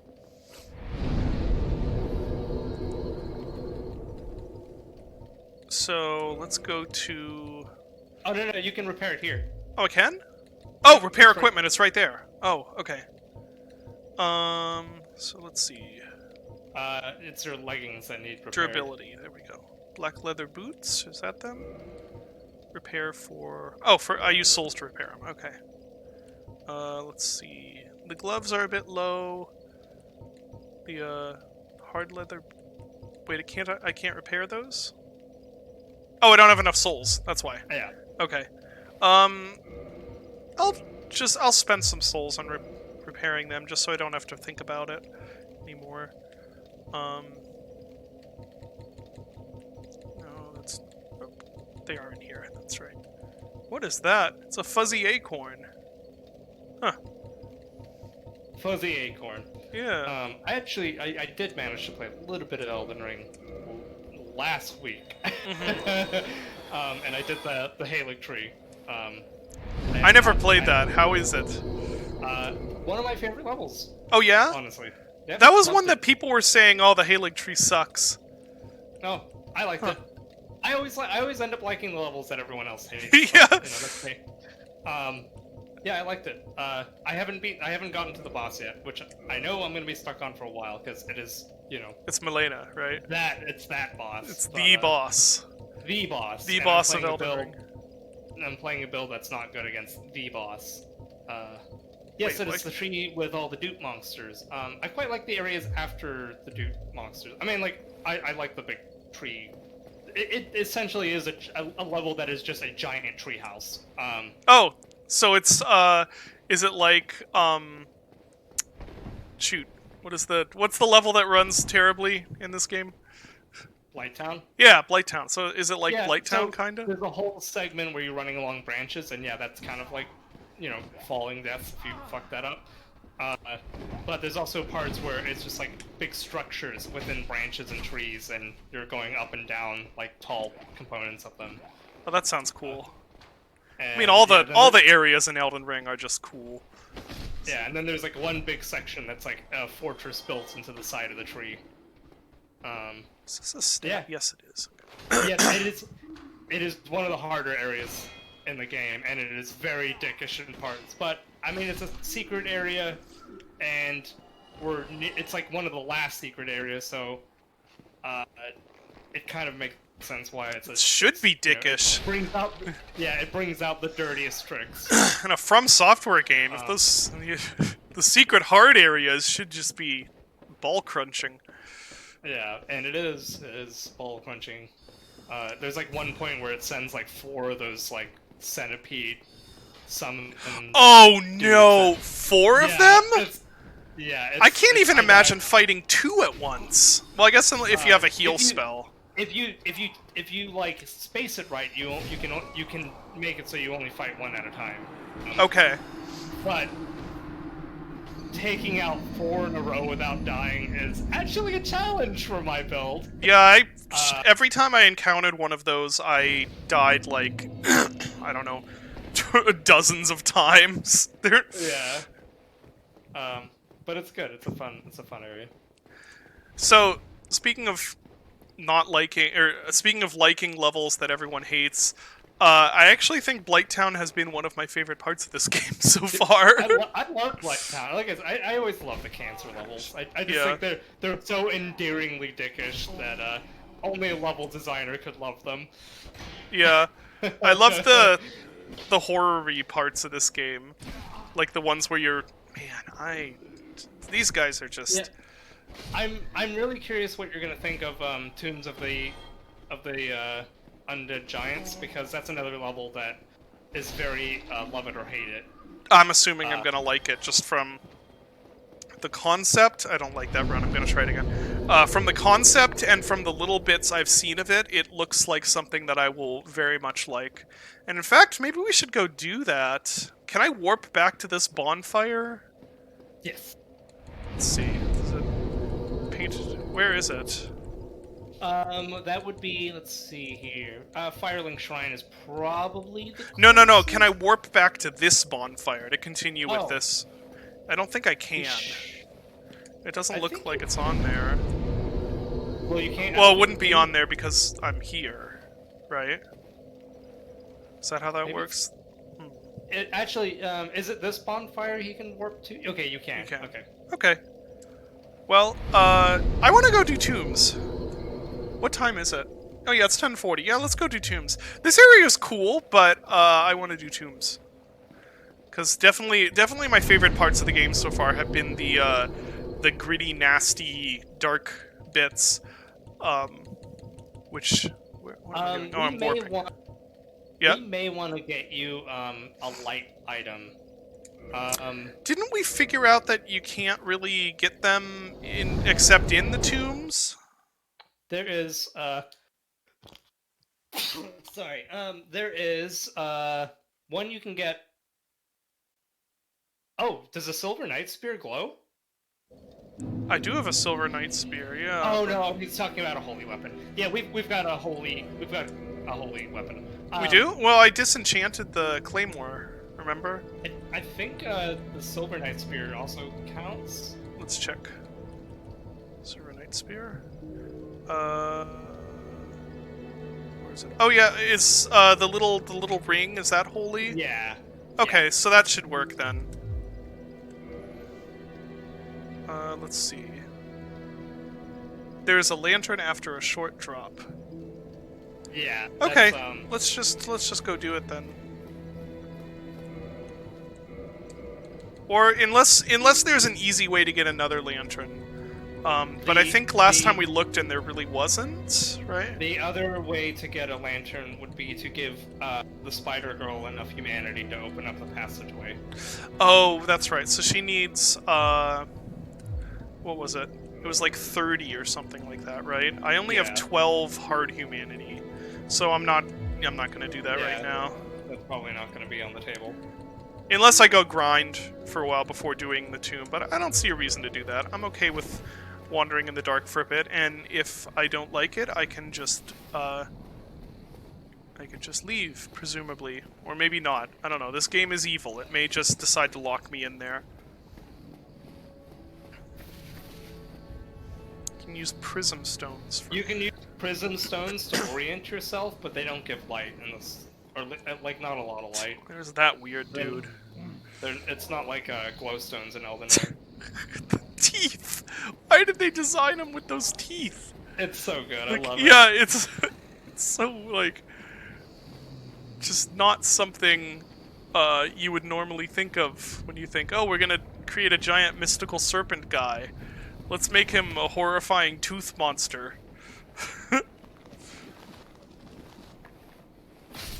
Okay, good. I was hoping that, yeah, my damage is high enough that I probably will still use the shield. Any interest in this new E3 event? I don't know. What else is going on besides PC Gaming Show? I know that we just had State of Play. What else is there? Oh, I didn't do it. Real E3 was cancelled. Real E3, the E3 no one watches. Yeah.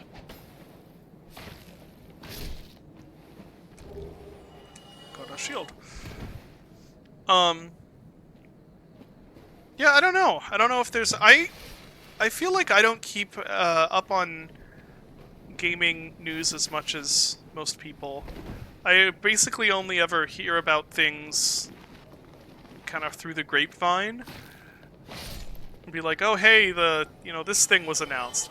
I'm like, oh, cool. Is it coming to PC? I can't remember if QuakeCon was cancelled or just the live component.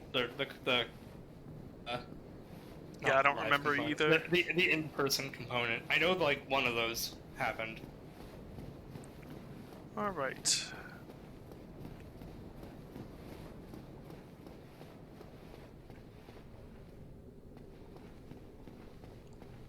Here we go with the aggressive contrast adjustments, which I actually really like.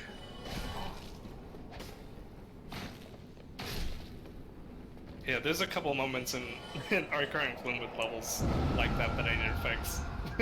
Oh yeah, we're just suddenly... Oh yeah, the caves have that right now, don't they? Yeah. Yeah, because the environment trigger still isn't at the right spot, at least last I knew. Or isn't big enough or something. Yeah, it's gonna be tricky to do some of those, because, like, moving from the tunnels to the big chasm... I'd say just have it be a sudden transition, honestly. Yeah. Unless we can think of a clever way to get around it, but, like, it's not a big deal. I see games do that all the time, especially from the era that we're... Or, around the era that we're sort of emulating. Is this the way to the... I'm trying to remember where the bonfire is. And, of course, Dark Souls just gives zero fucks about that, and it'll be, like, walk through a door and suddenly the entire... the entire world changes. Here we go. Oh, okay.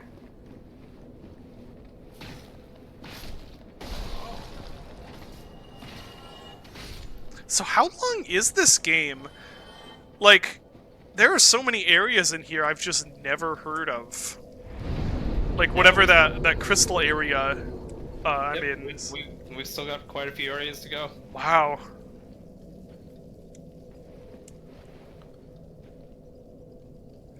I don't know. I don't think I guess it'd be cool for them to make a modern Quake, but like I've said before, I would really like if id were just allowed to do some new IP now. And not just have to keep remaking stuff.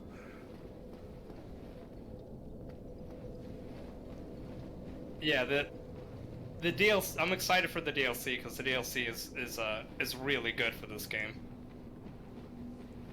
Yeah, the Artorias thing, right? Yeah. which I think you might have just gotten the item you need from the Duke's archives to start that. Oh yeah? Yeah, you fought like a blue crystal guy who drops it. Oh, okay. Well, I remember fighting... Oh, I hoped he was going to fall off. I remember fighting the one golem, the crystal golem that had the lady in it. Yeah, there was another crystal golem you killed at the very beginning where the elevators are in the Duke's Uh-huh. archives. Where he to had, the like, right. the twinkling white thing, or Yes. glowing Yeah, thing. Yeah, okay. The broken pendant, yeah. I made the modern Quake, I guess. I wouldn't say... I mean, I'll absolutely play a new Quake if it comes out, but...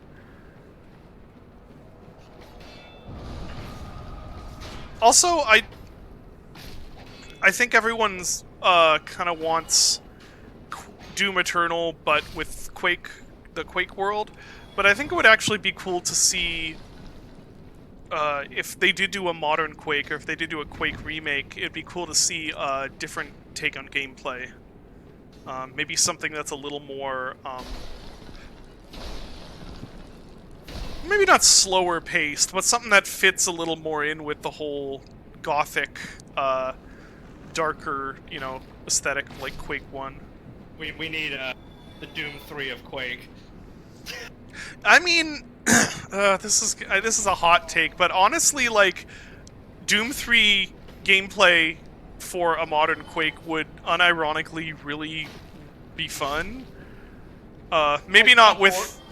Maybe not with the controversial shotgun, but like that idea of like it's still an action game and it's still like movement, movement focused combat, but it's a little slower and more atmospheric. I think that would be really cool, actually.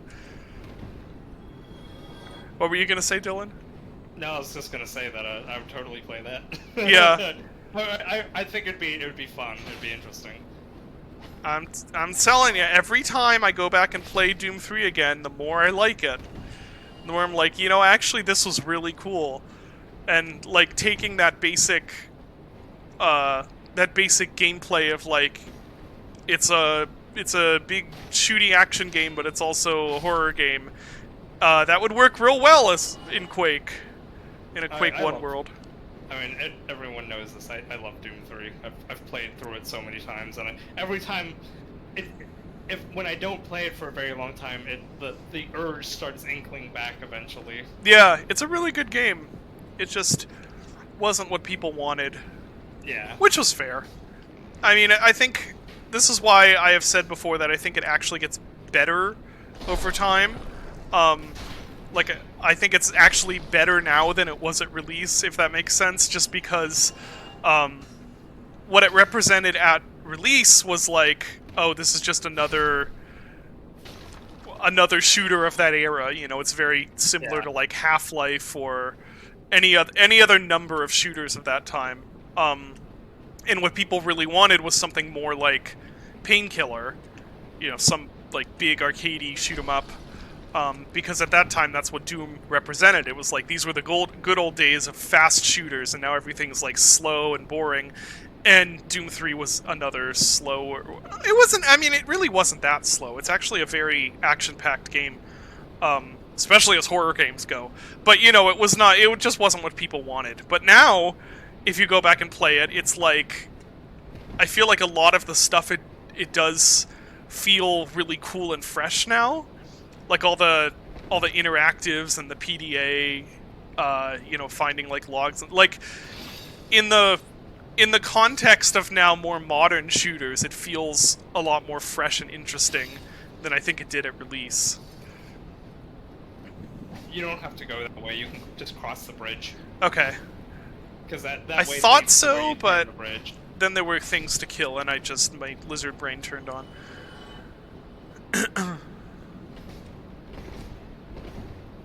You want more Fear shooters? Well, I have good news. There's an entire rash of indie games that are trying to be Fear coming up, so... Where did Oh, that... Well, back to the beginning.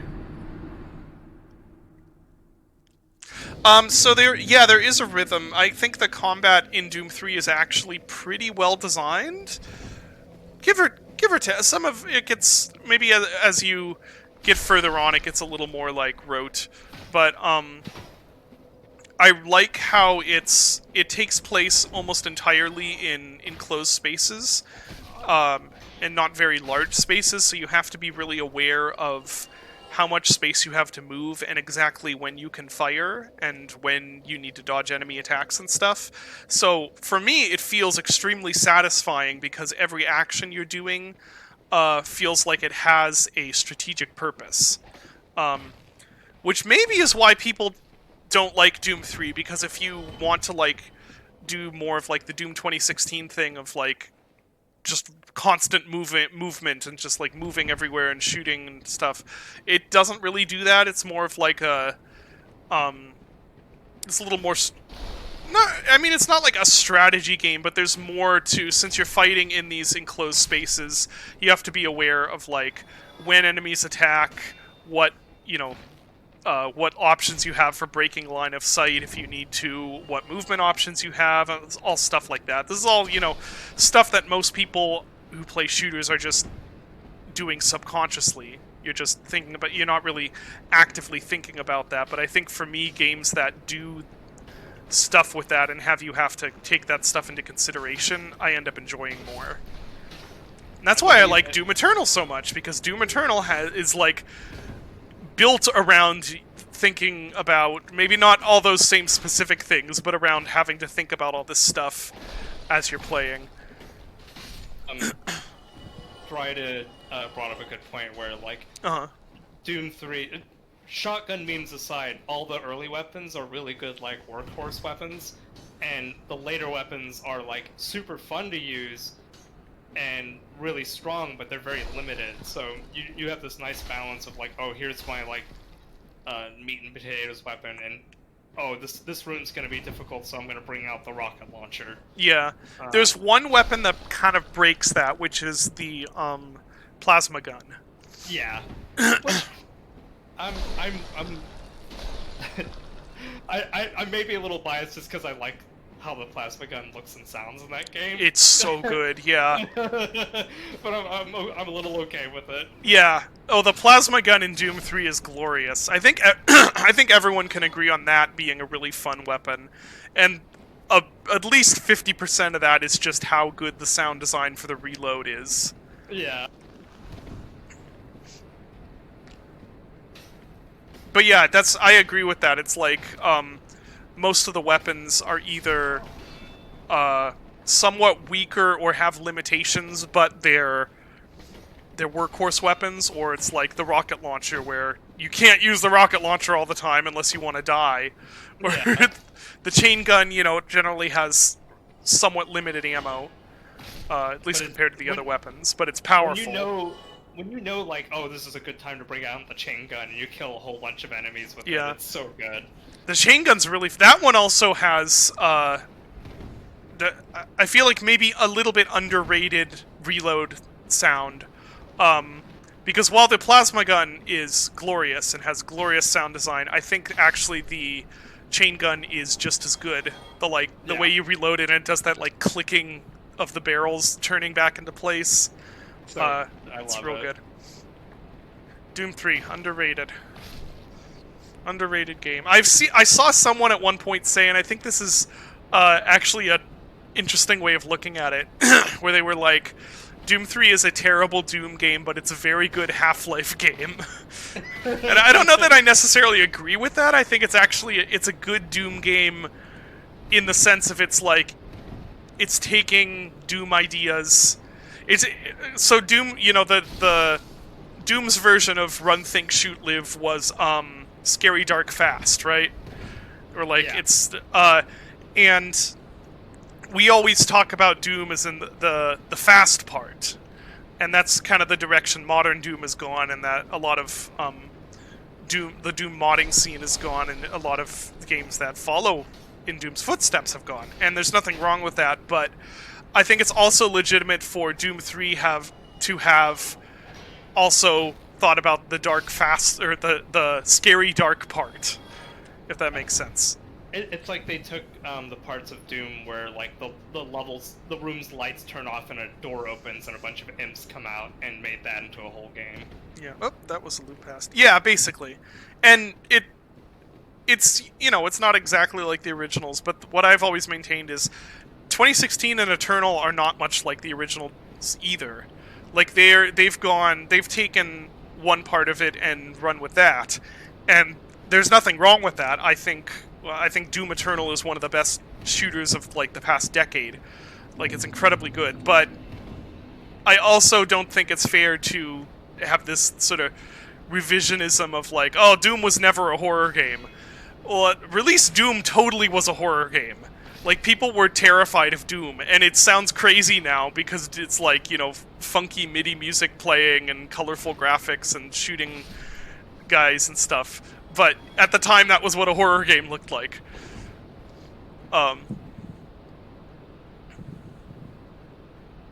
Yeah, it's definitely evolved into like a Doom comic style roided up rip and tear thing, which is fine. I mean, I'm not really gonna say many bad things about the direction they took Doom, because I think it was... I forgot that was a thing. Oh, hey! Oh, that's so... How are you supposed to get those? You have to, like, roll through. That's so mean! I love it. Like that. Oh, yeah, I see. Okay. I think that the direction they took Doom was... Well, it resulted in good games, for one thing, and also it was exactly what people wanted and needed out of a Doom game. So, I won't say much bad about that, but I will say that I don't think it's fair to count New Doom as, like, being, in the Doom tradition and not give Doom 3 some credit for trying its own hand at a different, trying it in a different way. What is the point of being up here? Perhaps this is not the way to go. I think you can fall through one of those tubes Could you? again. I had this memory of that, but I didn't... Maybe I didn't walk over the right spot. Yeah, Brutal Doom maybe helped... What? Dylan, are you still there? Oh, yeah, Discord just died.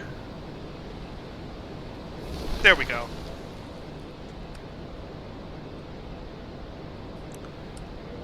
Okay. Discord just died, so I'm gonna try restarting it. Am I still streaming? Chat, can you guys still see me?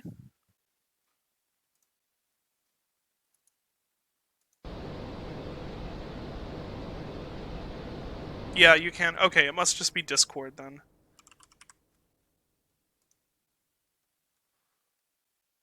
Still see you in here. Okay. Let's see if I can get Discord to start back up.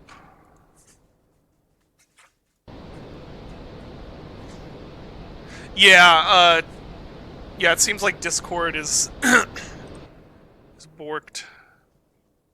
Where is... I can't even see it.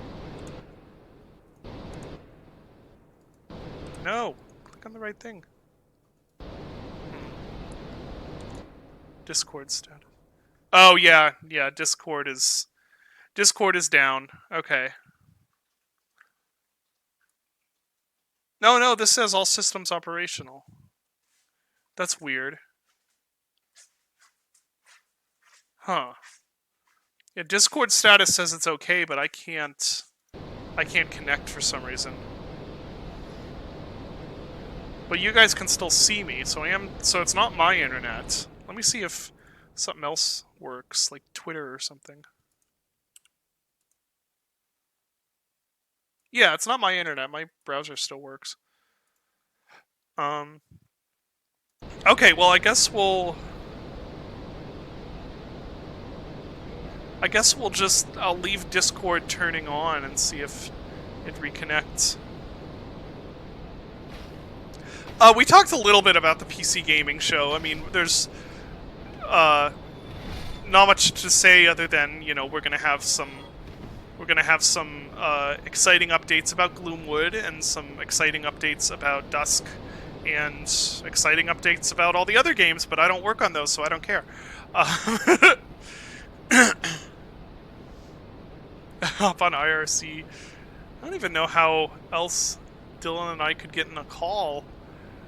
New Blood does everything over Discord, so...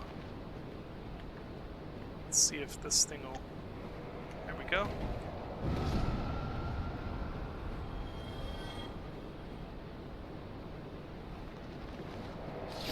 Oh, no! What was that?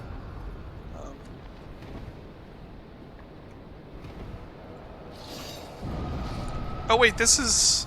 Oh, this loops back here. Okay. Alright, I see. Up on PlayStation Home. Wait, is Steam... Does Steam have, like, a... That's right, it does. Wonder if... Hold on, I'll try it. Can I even open Steam while this is running? Yes, I can. Okay.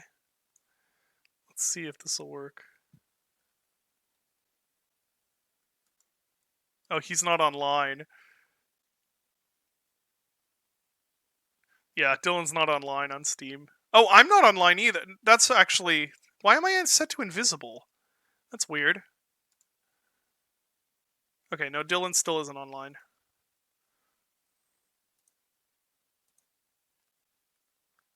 Am I offline?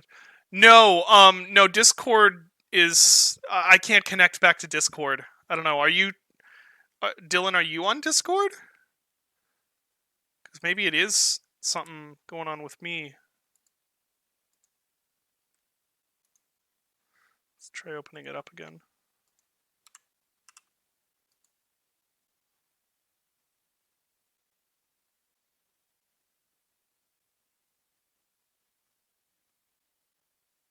Give it a second. What a great time to subscribe. Thank you for the subscription, Gaming 35001. No, I can't connect.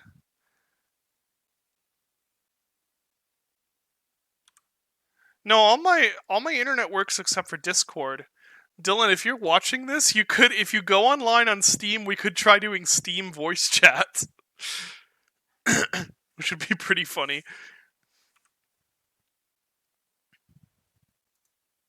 Let's see if... Where did my... Oh, there it is. No, he's not online. Yeah, Discord is just borked for me. Is anyone else in chat? Are you guys able to get on Discord?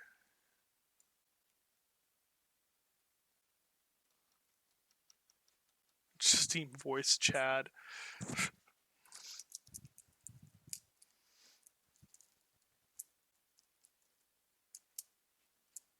Oh, it's working. That's weird. Why is mine not working? Okay, so there's a problem for me. Huh.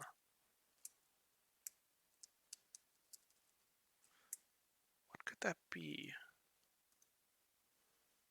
Let's make sure. I don't see it on there. I could try rebooting. I'd have to restart the stream then.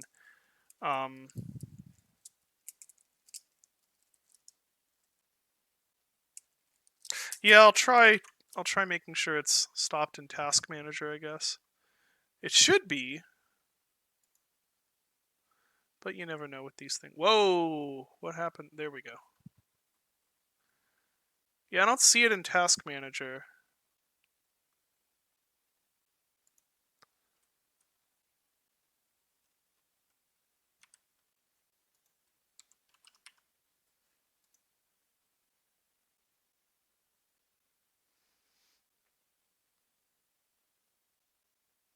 Checking for updates. Yeah, update failed. Okay. Alright, I'll try restarting my computer.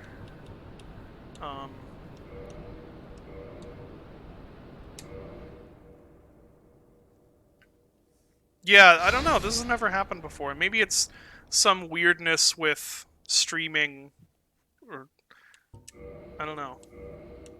Here, we'll quit. And all right, I'll see you guys in a little bit. I'm gonna try restarting. Be right back. All right, I started the stream again. And can you see the game? I started Yes. that for you. Okay, good. Chat, can you see me again? Yes, we're back. Okay, good. That was really weird. It was an issue with my internet, but my internet was out, but for some reason I was still able to stream. So I have no idea what was going on, but I restarted my router and restarted my PC, and we are back. So, let's keep going. Oh, and I'm right here. Okay, so I wasn't sure if it was gonna kick me back to the bonfire or not. Guess not. Man, where do I go to get there? I actually have no memory of where to go. Let's see where you are. I am at the waterfall. Okay. So I think there should be a way through one of these tunnels, and you go down a spiral staircase. Oh, was it the spiral staircase? Right Yeah, here? and you drop off at the bottom. Okay. Oh, and there's more spiral staircase. Okay. Let's fight some skeletons first. Ow. Ah! Statue! They're teaming up on you! They really are. There, take that. Can I admire that you shove the spear through their butt? Yeah! The skeleton has no, butt. Yeah, You just and, destroy their crotch. if you just, shoved the spear through their rib cage, that wouldn't do anything. You're just passing through bones. Oh, bye. Was it through here? What is in here? That's one of the things. I think you have to drop off the bottom of the spiral. Oh, I do have to go down there? Yeah. Really? That looks like it'll kill me. Well, no way to know except to try it. Oh, hey, it didn't kill me. Oh, this might. Oh, no, I'm okay. Oh. Okay. It did take some health, though.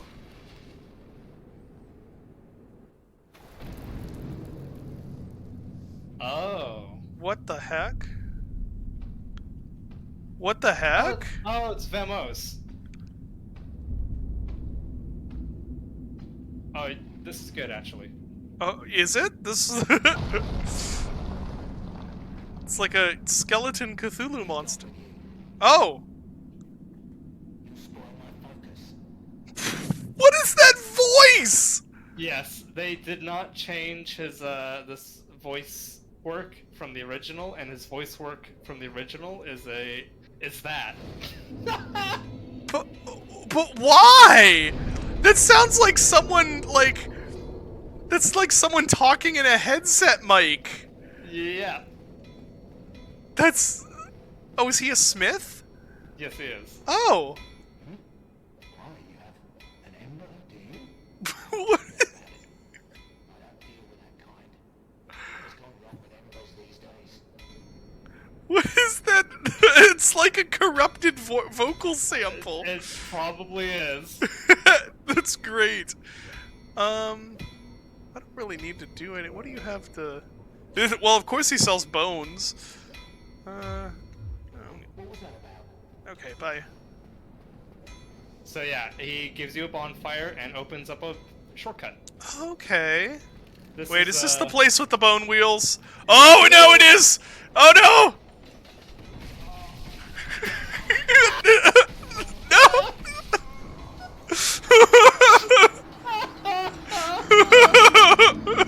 I hate those things. They're the worst. Who designs an enemy like this? It's just an enemy that is just designed to stun lock.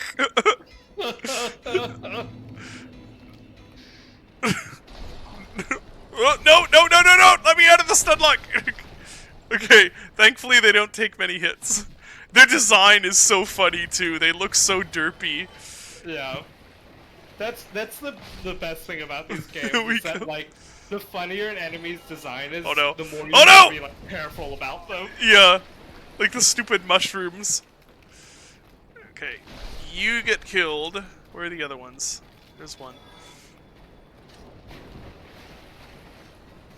Oh, dog's going nuts. Ow, ow, ow, ow, ow. Oh, wait, were there normal skeletons too? Oh, and explodey things. We're just straight back to Elden Ring rolling now. Oh my gosh. What? I thought... How are there... Oh no! Here. This is chaos. It is. This is bad. Where's the other one? Let's activate him. Maybe he'll take a bone wheel with him. Oh! Oh, I'm so low on health. Where's the other one? Where's... Ah! Okay. All the health back, please. The bone zone, yeah. Hugo Martin has the fun zone. Miyazaki has the bone zone. Let the boning begin. Yeah, the boning continues. Yeah, the boning continues. My favorite. That's a lie. Oh, yeah. Yeah. Not this way. This way leads to death. This, and yeah, that's back. That's back to that place. I remember that place. I mean, it's calcium caverns. There's the crystal caverns and then the calcium caverns. that is certainly what these are. Look at this water. This like very clear like sine wave ripple. I mean, that's basically like all water from this era. Except Half-Life 2. The big guy here. I beat the boss in here. Pinwheel? I don't know. I beat the one. This guy. We did Pinwheel. Yeah. Can I drop down there? Whoop. I can't remember if you killed that Black Knight. Did you? can't remember. Pretty sure. This boss was so nothing. I don't even remember what it was. He's a nothing boss for everybody. Yeah.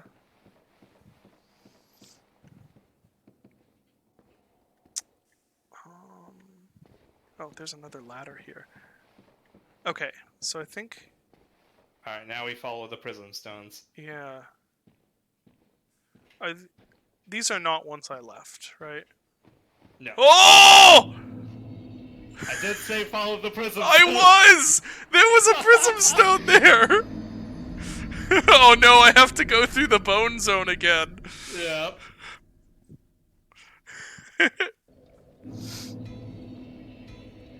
Take your time here. I will take my time there, yeah.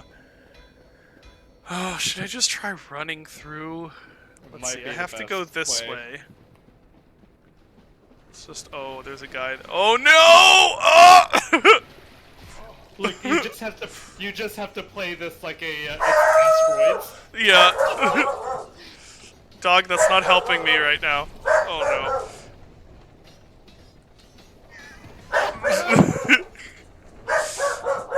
Poppy, this is not the time. Okay, hopefully they can't come down here.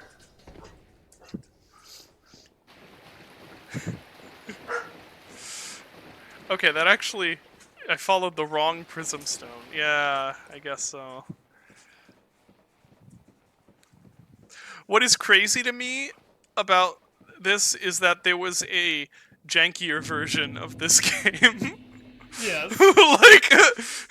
like this was like the refined version of or so I'm told, at least. This is like the refined version of Demon's Souls. Oh gosh. Yeah, I don't like... Yeah. So Demon's that's the Souls is super jank, but it's also very lovingly jank. I need to play it at some point. Crow wheels? Oh my god. Here we go. Tomb of the Giants. I don't like that. That does not look good. What? Oh no, how big is that thing? Oh no! I'm supposed to fight these in the dark? Holy crap! Holy crap, okay. Those eyes in the dark is I know, pretty it's good. so good. That's very good, yeah. Okay, so running through that time did work. So we're gonna try that again. That's the friendliest thing I'll see down here. Oh, good. Ooh, oh, it's not working as well this time. Oh, no! Ah! Oh, So what might be a good idea, since you just found a blacksmith, what someone suggested a couple streams ago is to, I think you de-infuse the occult club and level that up a couple times, because skeletons are very weak to blunt damage too. oh, yeah? That might not be a bad idea. I think you still have the occult club. It might be in my, I don't think I gave it away. I think it's in my, chest. Actually, you might not need to level up, since I think it might give you a pretty high level club. Let's check it out. You said the occult club? Yeah. Where is that? Occult club, this thing? Yeah. Yep. Okay, well... Oh, no, I am holding it. Okay. So I think what you do is talk to this blacksmith, and then have him, I forget what the term it is, like, There it is. to essentially deascend it. Remove the infusion here, but you can't get it past Divine +5. Divine +5 might be fine. It's more the blunt damage we need anyways. God, his voice. That voice is so messed up. Is it change? So, Insufficient souls. Okay. yeah, you need 200 souls. Okay, well that's easy enough. Yeah, Divine +5 would be, well good enough.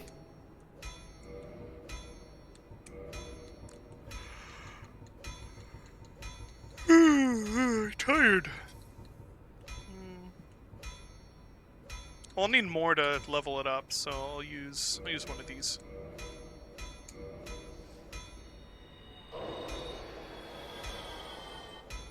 Might be better with just highest raw damage. I love the vertebrae on his back are just planes. Yeah. You see that? Like, that's such a low poly model for this game. Like, when you really look at it, that's odd. Do you think that was... Wonder why it's like that. Nothing about this character suggests that it probably should have ended up in the final game. But Yeah. I'm glad it did anyways. Yeah, me too. That's awesome. I'm just, now I'm trying to figure out why it would be like that.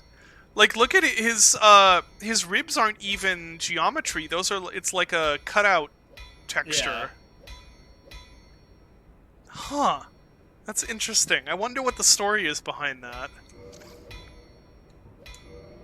Undo Ascension. Okay. Okay, it is +5. Alright, so back out of this. And then I need to reinforce. Okay.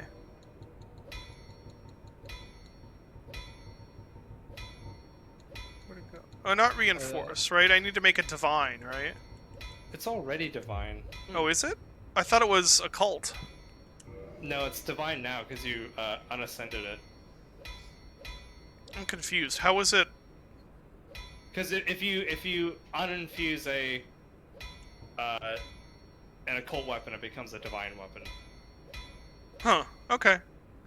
And it is +5. You need Andre and the large divine ember if you want to go +5. Okay. Pass +5. Okay.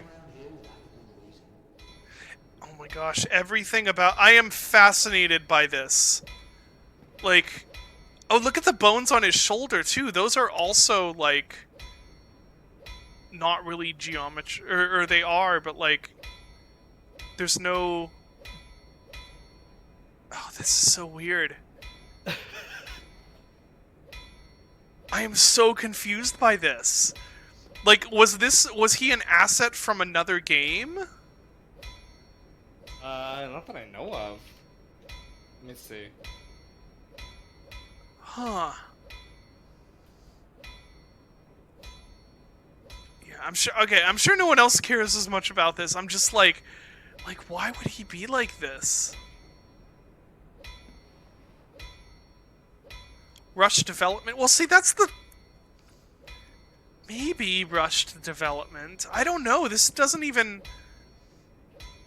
It's just... He's just modeled in a completely different way than they would go about modeling any of this other stuff, I'd think.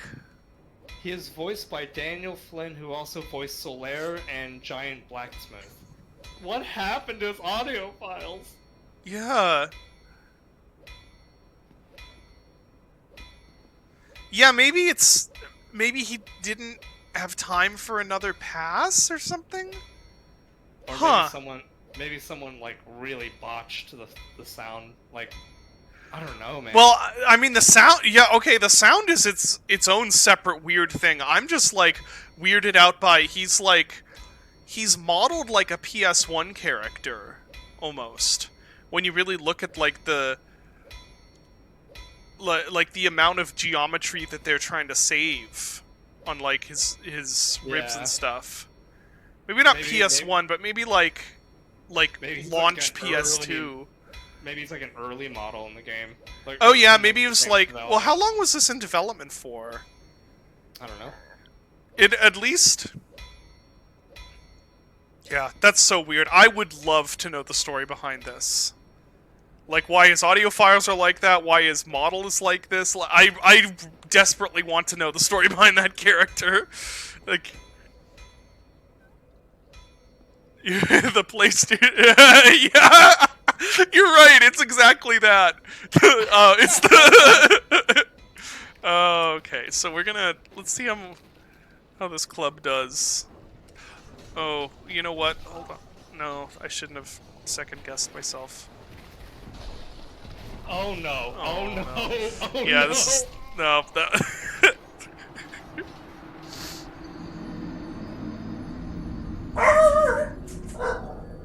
Poppy, why are you doing this when I'm fighting the bone wheels? Stop. There's no one in this house you haven't seen before. It's okay. Dog. Dog, Yeah, she's senile. She just, like, forgets people exist if they're not in the room with her.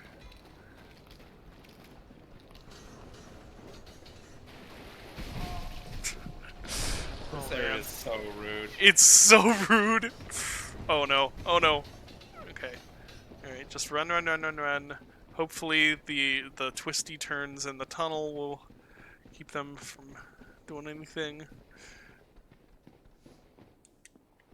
Heal up.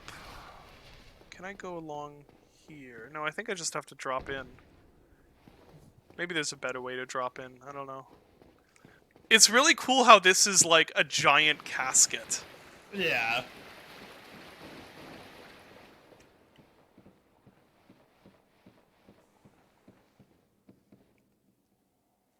Wait, someone said, I hope you're this fascinated when you find the dragon asses. What are the dragon asses? Have I found them yet? The dragon asses. I'm sure that... I'm not... I might have just forgotten what it is.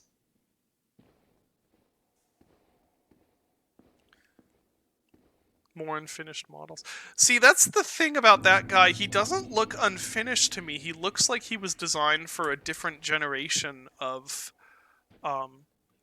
Because that would be a perfectly fine model for like a. Oh, game. I know what they're talking about. Okay, yes, I know what you guys. Yeah, we will get to that. Okay.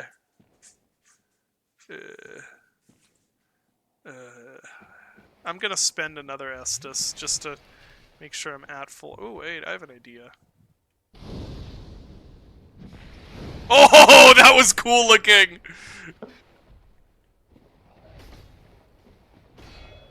Can't even see. Oh, Wow, that only does like 48 damage? yeah. Oh, yeah. Maybe it would be a good idea to just go for highest DPS. I might be able to get this guy though. Okay, there we go. Got him. But just no sound effect. Just flies apart. Oh gosh, what direction was I going? I think that's where I. Hold on one sec. Dog.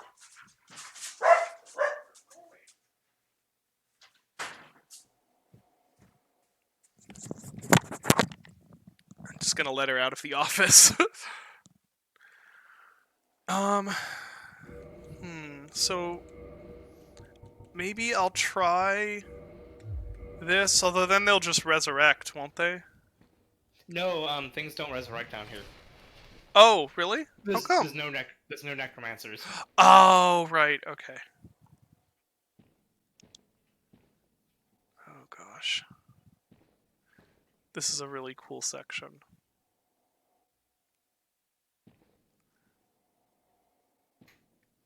That's a drop of some sort. So if you have prism stones, this is a cool trick. If you drop them before you and they fall, they will make a scream if the fall would normally kill you. Okay, so same as like same as Elden Ring, Yeah. basically. Now the question is, do you have prism stones? I had some at some point. Did I skip past them? Or maybe they're in. No, they wouldn't be in there. Would they be in here? No, that's like Did you put keys and them stuff. in your chest? I don't think I would have. Yeah, that doesn't feel like something you'd put in your chest. No. Well, I don't see any in here unless I'm looking in the wrong section. That's odd because I'm pretty sure I did have some at some point. But yeah, I don't. Maybe I accidentally put them in my chest. Oh gosh. I'm not gonna trust it. I'm gonna. Oh!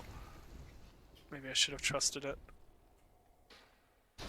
Oh, this is terrible. Oh no. Oh no! Oh! Okay, we're gonna. Oh! Oh gosh!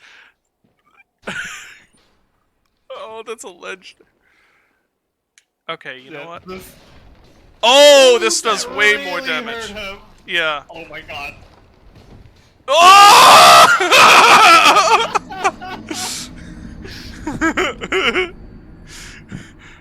This is a very cool area so far. Yeah, it's so like just seeing their like eyes and like the silhouette of them against the red, Yes. like eyes of the area. It's terrifying. Oh yeah, I gotta go back and do that area at some point too. Well, insta-death. How many are...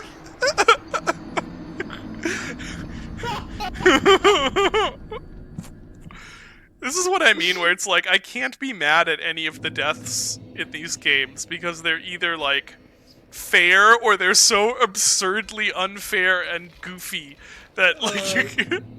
So funny. Okay, we'll try going this... Oh, there's one there. Dodge him.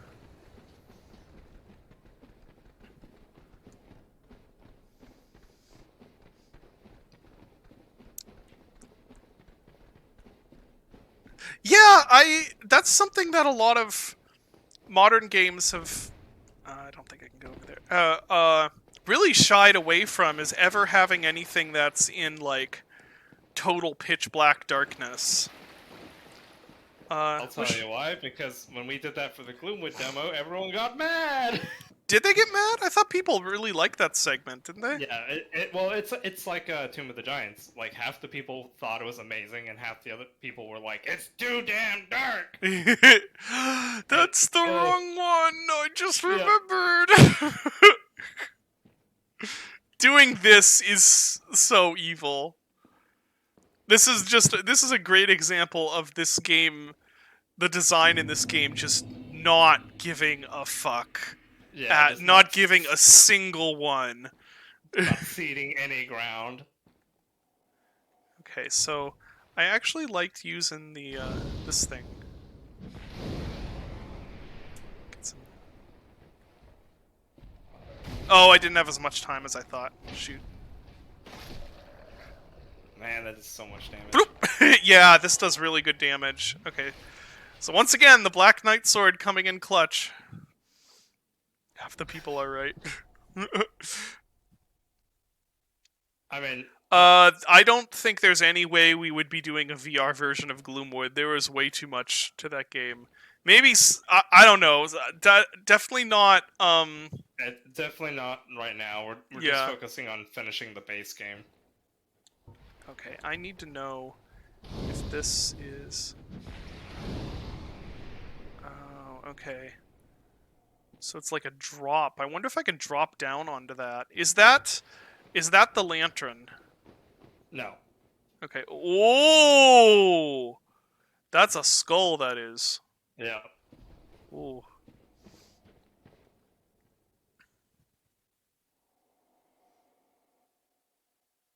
Let's see. What did I see in chat?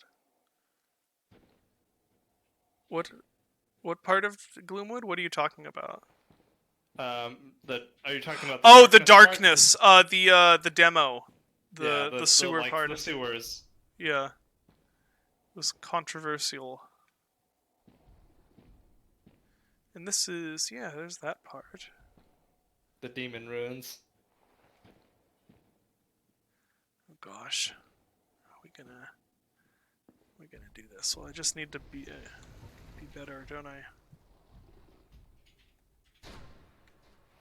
Here, okay, I don't think I'm actually in any danger of those arrows. Famous last words. Nice, that hit him. Yeah. Here he come. God, just seeing their eyes wobble. Yeah, that's really good. I love the echo sound the metal clank does in this area too. Like Yeah. if you hit the casket again.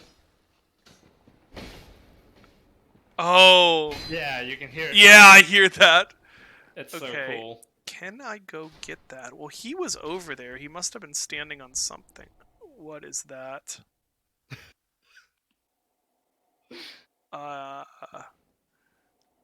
Oh, I don't like this.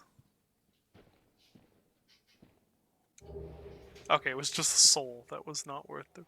What is that? Oh, wait, Dude, that's the there- guy on that level. I could do a plunge attack. Those are like the guys down below. There was a corpse hiding inside the ribcage of that giant enemy. Oh, you're right. That's what that was. That's great. This is your least favorite part of the game? Really? Yeah, This is yeah, awesome. This is that thing where, like, so for some people like me, this is so awesome, and some people hate this kind of stuff. Oh, I shouldn't have tried it. Luckily, this thing does Nice. really good damage. Yeah. See, Oh my this God, is... that phone flying at you. Yeah.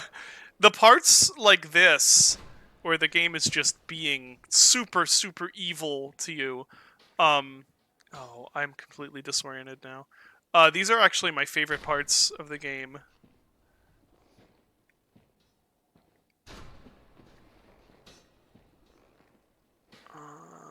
Where do I even go now? Probably towards where the enemies. I guess coming so. at you? Yeah, I guess I could check to... I could go this way. This is actually hard because it's been a very long time since I've done this part without a lantern. Yeah. So this even to me, this is like, I don't know where I think you're going the right way. Let's try this. Ooh. Oh my gosh. It's just Oh my dark. gosh. What is that? Oh, that's okay. Oh, did you see what I just saw? I see a ladder. Yeah. Okay.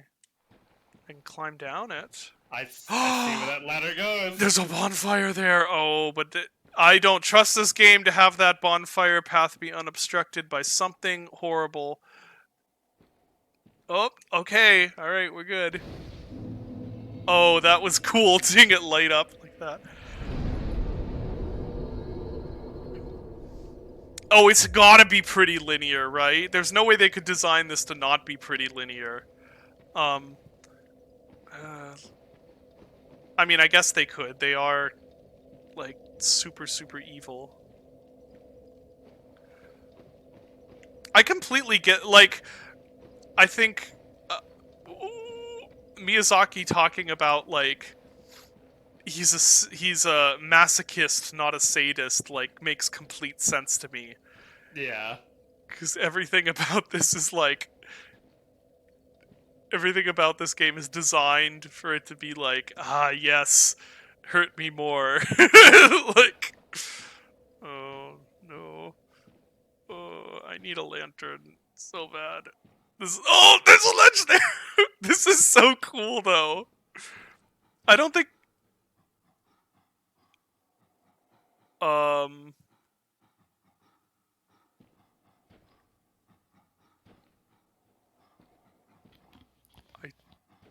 Oh man, these parts. What is that sound? Oh! What is that? Oh, I'm clipping that. That was really cool. Oh no, I forgot. I don't have the chat or the stream open. Cause Oh, right. Discord. Somebody clip that. That was pretty good. Just a horrible enemy coming out of the darkness. Yeah, is that thing the lantern up there? I don't want to miss the lantern. Although presumably I could make it through with without the lantern, but I'm assuming that's going to take a lot of trial and error. It's pretty hard to miss the lantern. Okay. Oh, jeez, that sound. Okay, I can actually go over here. That is such a terrible sound effect. Oh my god. What is that? Oh, that's a white.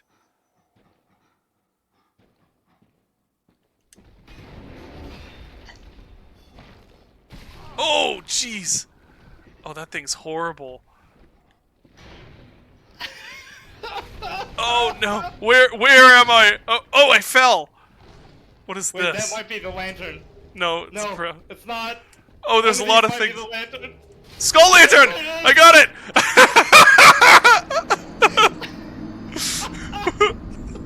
Okay.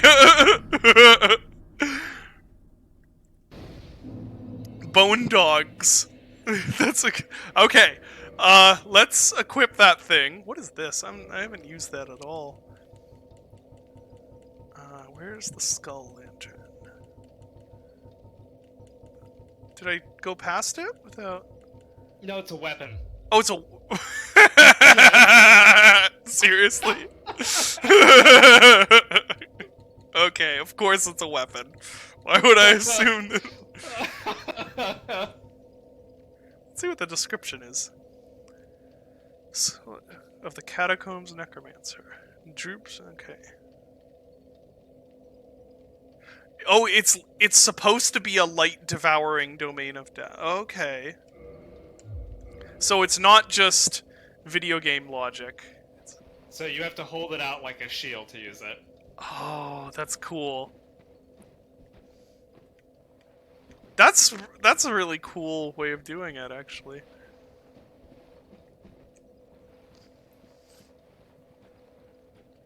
Yeah, I don't even know where that was to be. Ooh, what are those? Just like they're like gems in the rocks. Huh, and they activate when I hold the lamp. Excuse me? What are you doing here? You again? Well, well. You've been a stranger.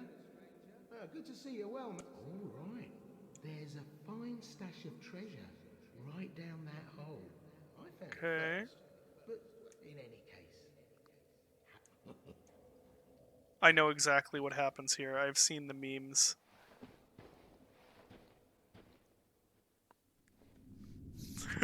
I want to go down there to get the rest of the stuff.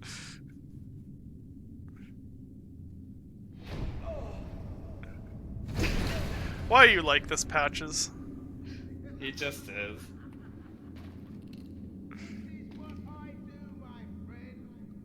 The trinkets I'll be stripping off your corpse, that's the real treasure.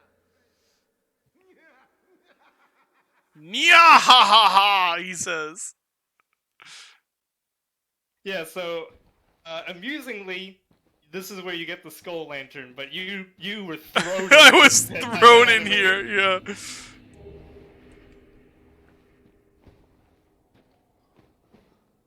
Oh no, I hear him.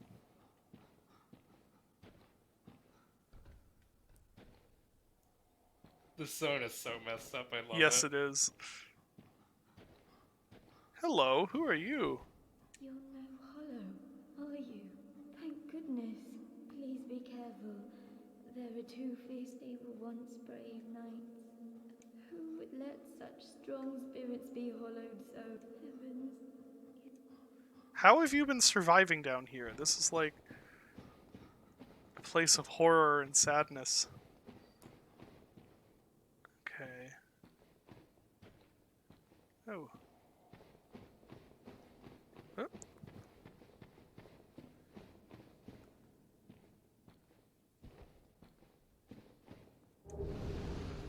Oh no. Now what? Now what? Excuse me? What are those?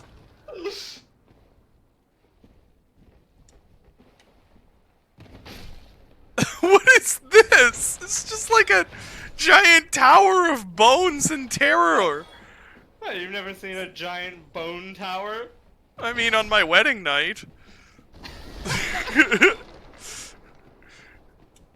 That's one of Rachel and I's favorite running jokes. It's basically the same idea as like that's what she said. It'll be like, you know, I don't know. Oh, this thing's mushy and smells bad, and we'll be like, ah, just like our wedding nights. Yeah. We have the sense of humor of like 6th graders. Okay. Hi, back here. Oh yeah, yeah. You said that. What is? Who's? Oh, those are the hollows, right? Yes. Gosh, how can they see me?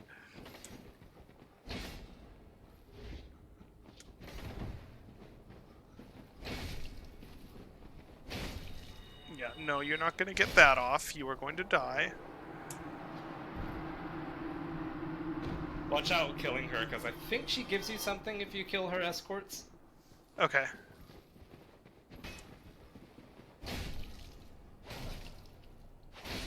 There we go. Damn. It's Black Knight sword. It really gets the job done. You banished those two. Yes, I did. Pains me to think of the trouble my failings have caused. I am certain that both Vince and Nico are good. Thank you. Here. Okay. What have you got? A thing. Oh, it's a faith spell. Yeah. Yeah, Rachel. That's Rachel finds it's really funny because some things, like a lot of like cruder jokes, she doesn't find funny, but specifically like penis humor, she thinks is hilarious. Like the hardest I've ever, or some of the hardest I've ever seen her laugh was when I got her the custom Toblerone That like was you can, so funny. which every single field I just filled in with the word penis. So you just get it, and it's just like instead of Toblerone, it just says penis on it, and then inside, like, it just says like penis over and over and over again because I filled in every field you could enter with. she was like hyperventilating for like 5 minutes when she opened it. The toggle escape glitch? Wait, what? What's the toggle escape glitch?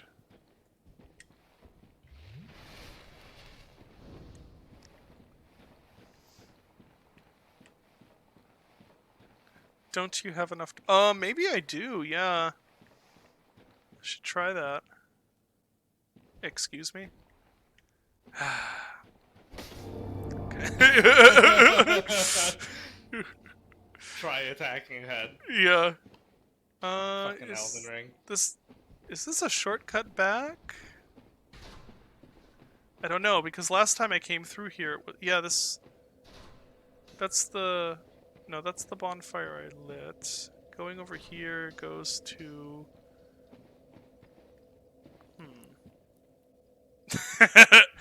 So, Oh, what do you have to say for yourself? I did you wrong, but these... Tim, you know what I mean, don't you? You and me, we're...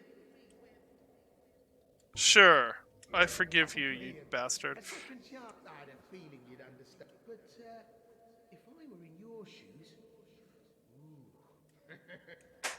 Uh-huh. Alright, Patches. One of them swap their weapon as you hit them, which... Oh, interesting, okay. Zamboni, what are you doing? What are you doing? Stop. It's like getting into random things for some reason. Okay, so... I opened up this thing. Then if I go back... There's a thing right there. Getting shot at from somewhere. From directions. Yeah, from places. There's a pit there that I can climb down. Well, let's try going down the pit, I guess. Climb. Ow. Oh, this may have been a mistake. Oh no. Oh, what the heck? Oh my god. I forgot about this room. Well, how is that gonna work? Are those... here he comes. Oh lord, he coming.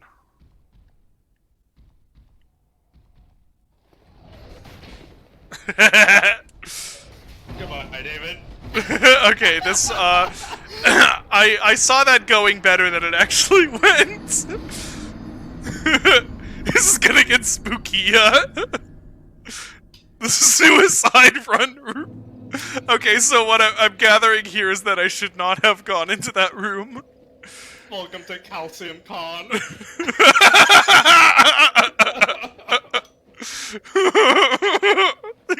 Yeah. Okay, don't go in there. Ooh, that was back this way. Was there anything else to do that way? Or was it just that room?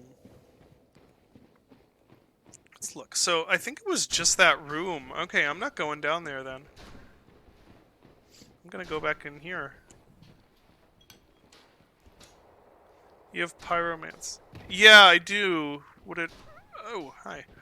Would it have been useful there? Ow! Okay. Note to self, kill them before they can get that attack off.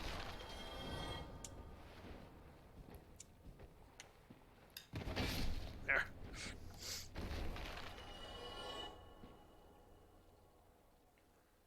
I guess I could go back there.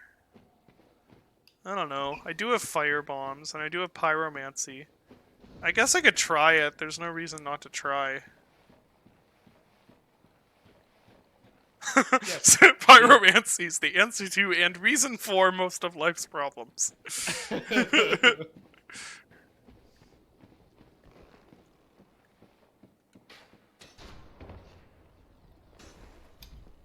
Oh gosh. Okay, that was not aiming correctly at all. You know, the camera here is not really... It's not really being helpful. Yeah.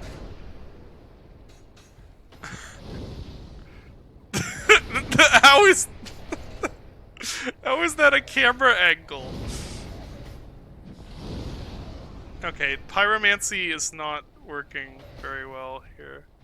I mean, I'm sure it would if I could aim it.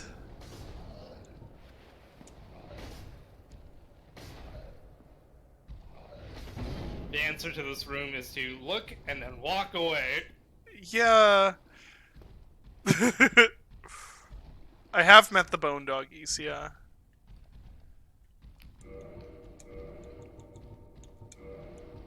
Where is... They're not even coming. I have one of those. Should I try one of those? Let me try one of these first to see if I can actually aim it where I want to aim it. Hi. Nope. That would be a no. Okay. I'm going to leave now.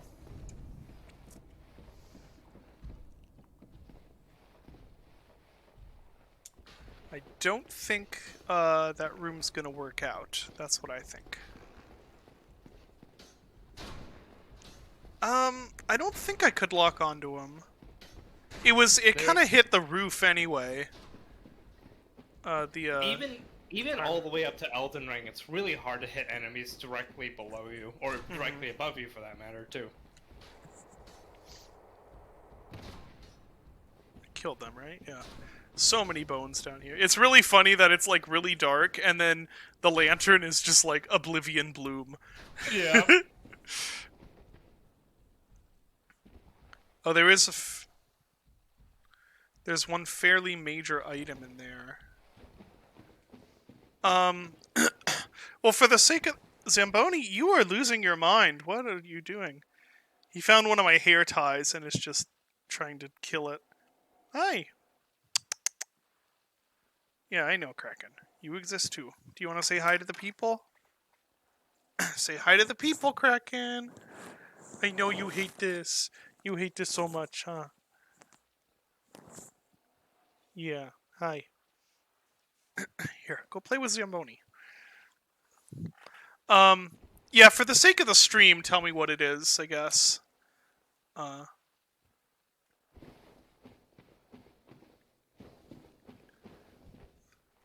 Notably sizable cat. Well, Zamboni is... Wait, has anyone in chat not seen Zamboni? Because you have to see Zamboni if you haven't seen him. This is where I came from, I think? Or wait. No, this is not where I came from.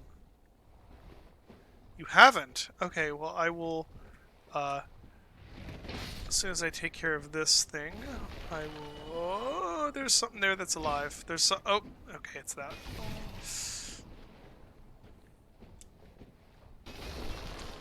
Hold on, let's get some of this back. Did you, did you not open source, did you release the assets for Iron Lung?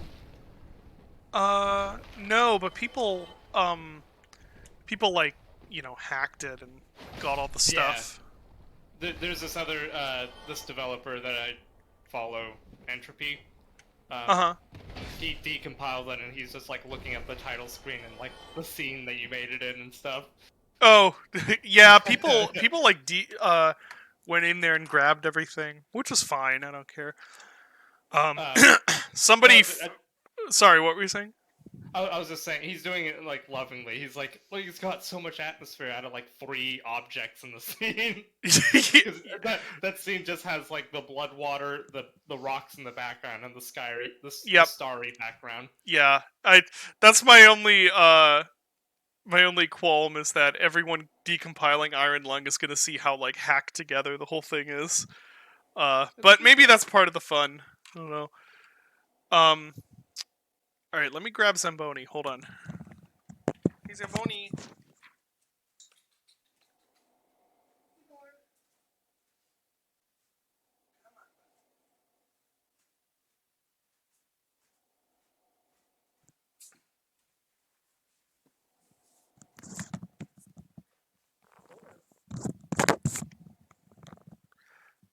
Okay. Here is here's Zamboni. He has a goblin face. He is our little goblin cat. Um, and he is like the best cat ever. He is out of his mind. He does not operate like a normal cat at all. Okay, bye. Um, Goblin cat. Goblin cat. yeah, he doesn't work like a normal cat. He's not really afraid of anything. Um, and he's super affectionate. Like we'll take him to the vet, and he just gets out and starts like purring and trying to make friends with everybody. Um, instead of a normal cat, which would be like, oh crap, I'm at the vet. It's a scary place, and they'd be scared. He's just like, oh cool, like something in his brain does not work right. He would die horribly in the wild, but we found him as a kitten, and luckily he doesn't have to live outside now. And we don't know what's wrong with his face. We suspect, so apparently cats can be born with Down syndrome, and pictures of like cats with Down syndrome that we've seen look a lot like him. So it might be that, or it could just be like a birth defect. We don't know. Interesting. Yeah,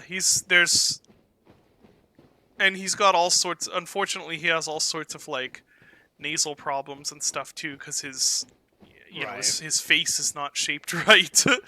It's like every month or so he has to go into the vet because he has a nasal infection. Yeah. Okay, so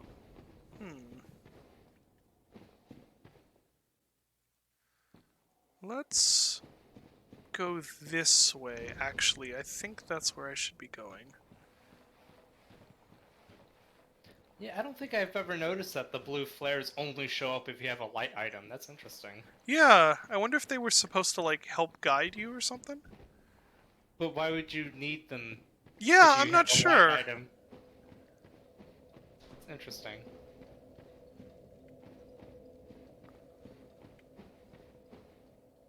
Look at the blue. I know, his like skin is just like pure white. Yeah. Oh, here's the bone doggy. That's right. That's right. I'm out of mana. Maybe I should go.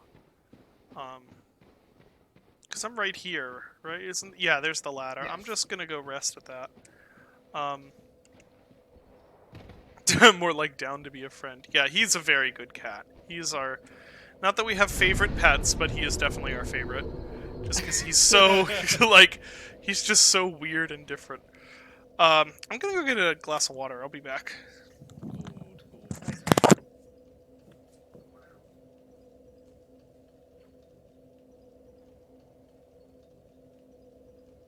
They do look very like end sprite from Half-Life, or even like the Source Engine ones kind of look like that.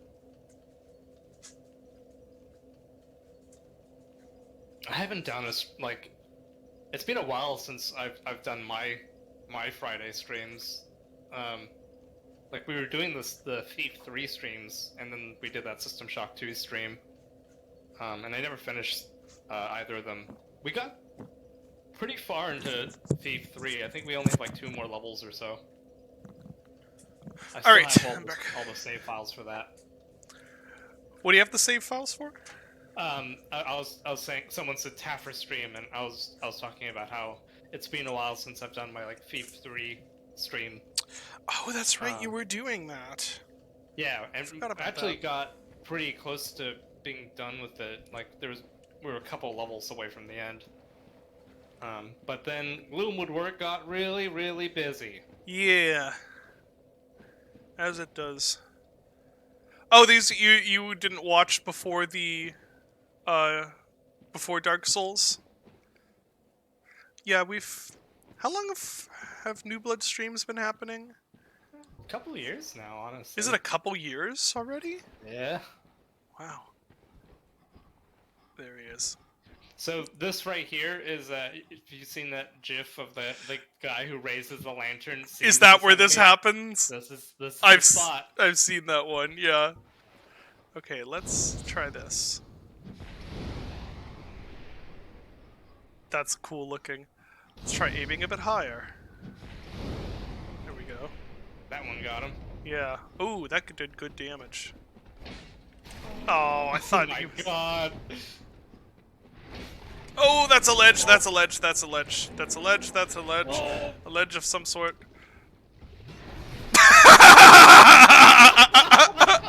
That camera angle was perfect.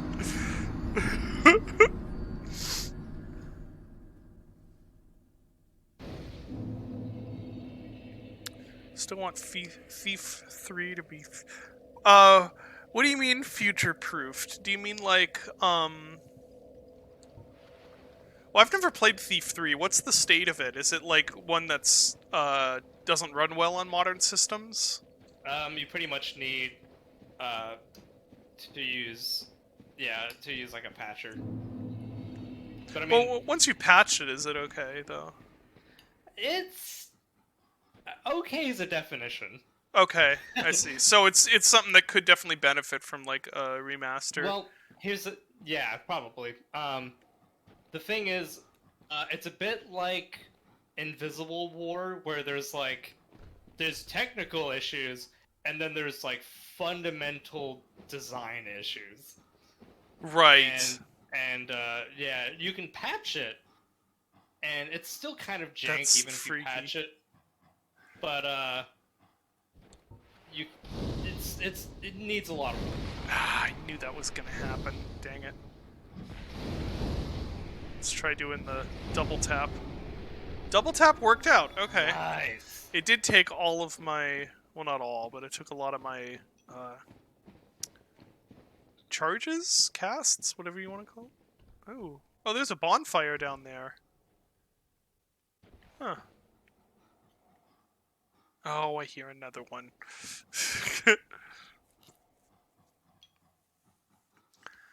Oh, I should probably stop the stream soon here so I can get sleep.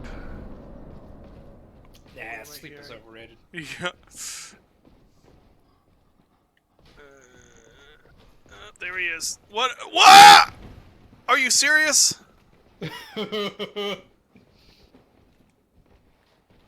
let's... Ooh, he's... Oh, I don't have the shield. Shoot. Yeah, this is a real Doom 3 flashlight moment. Oh man, it sure is. Whew. Okay, yeah, I think I'm gonna cut off the stream here, and go to bed, because I've been up late the last few nights, and I've been feeling it. We're weaning Luna off her binkies, Oh, no. and she is now at the point of not having one, and last night she was basically, like, going through withdrawal during the night. So we were just, like, up at, like, 3 in the morning with her while she's crying because she can't go back to sleep without her binky. Yeah. So hopefully that doesn't happen tonight, but we'll see. Anyway, hopefully we will continue with this next week. This is... I really like this area. This is very It's cool. great. I Yeah. just love how mean this area is. Yeah, it's completely evil. And it's freaky, too. Like, the thing with having them sitting in the dark with the glowing eyes is really cool. I almost wonder if we want to steal that for a moment in Gloomwood at some point. The fact that... I mean, we've I'm not obviously... gonna say anything. Yeah, we've got the thing, but it's like the fact that it's waiting for you and you can just see the eyes is Yeah. really cool. Anyway, yeah, thank you everyone for coming to the stream. Hopefully I'll see you next week, and we'll continue with Tomb of the Calcium Tomb. Or what was the Calcium Con? Calcium Con. Yeah. Funny. All right, bye everyone.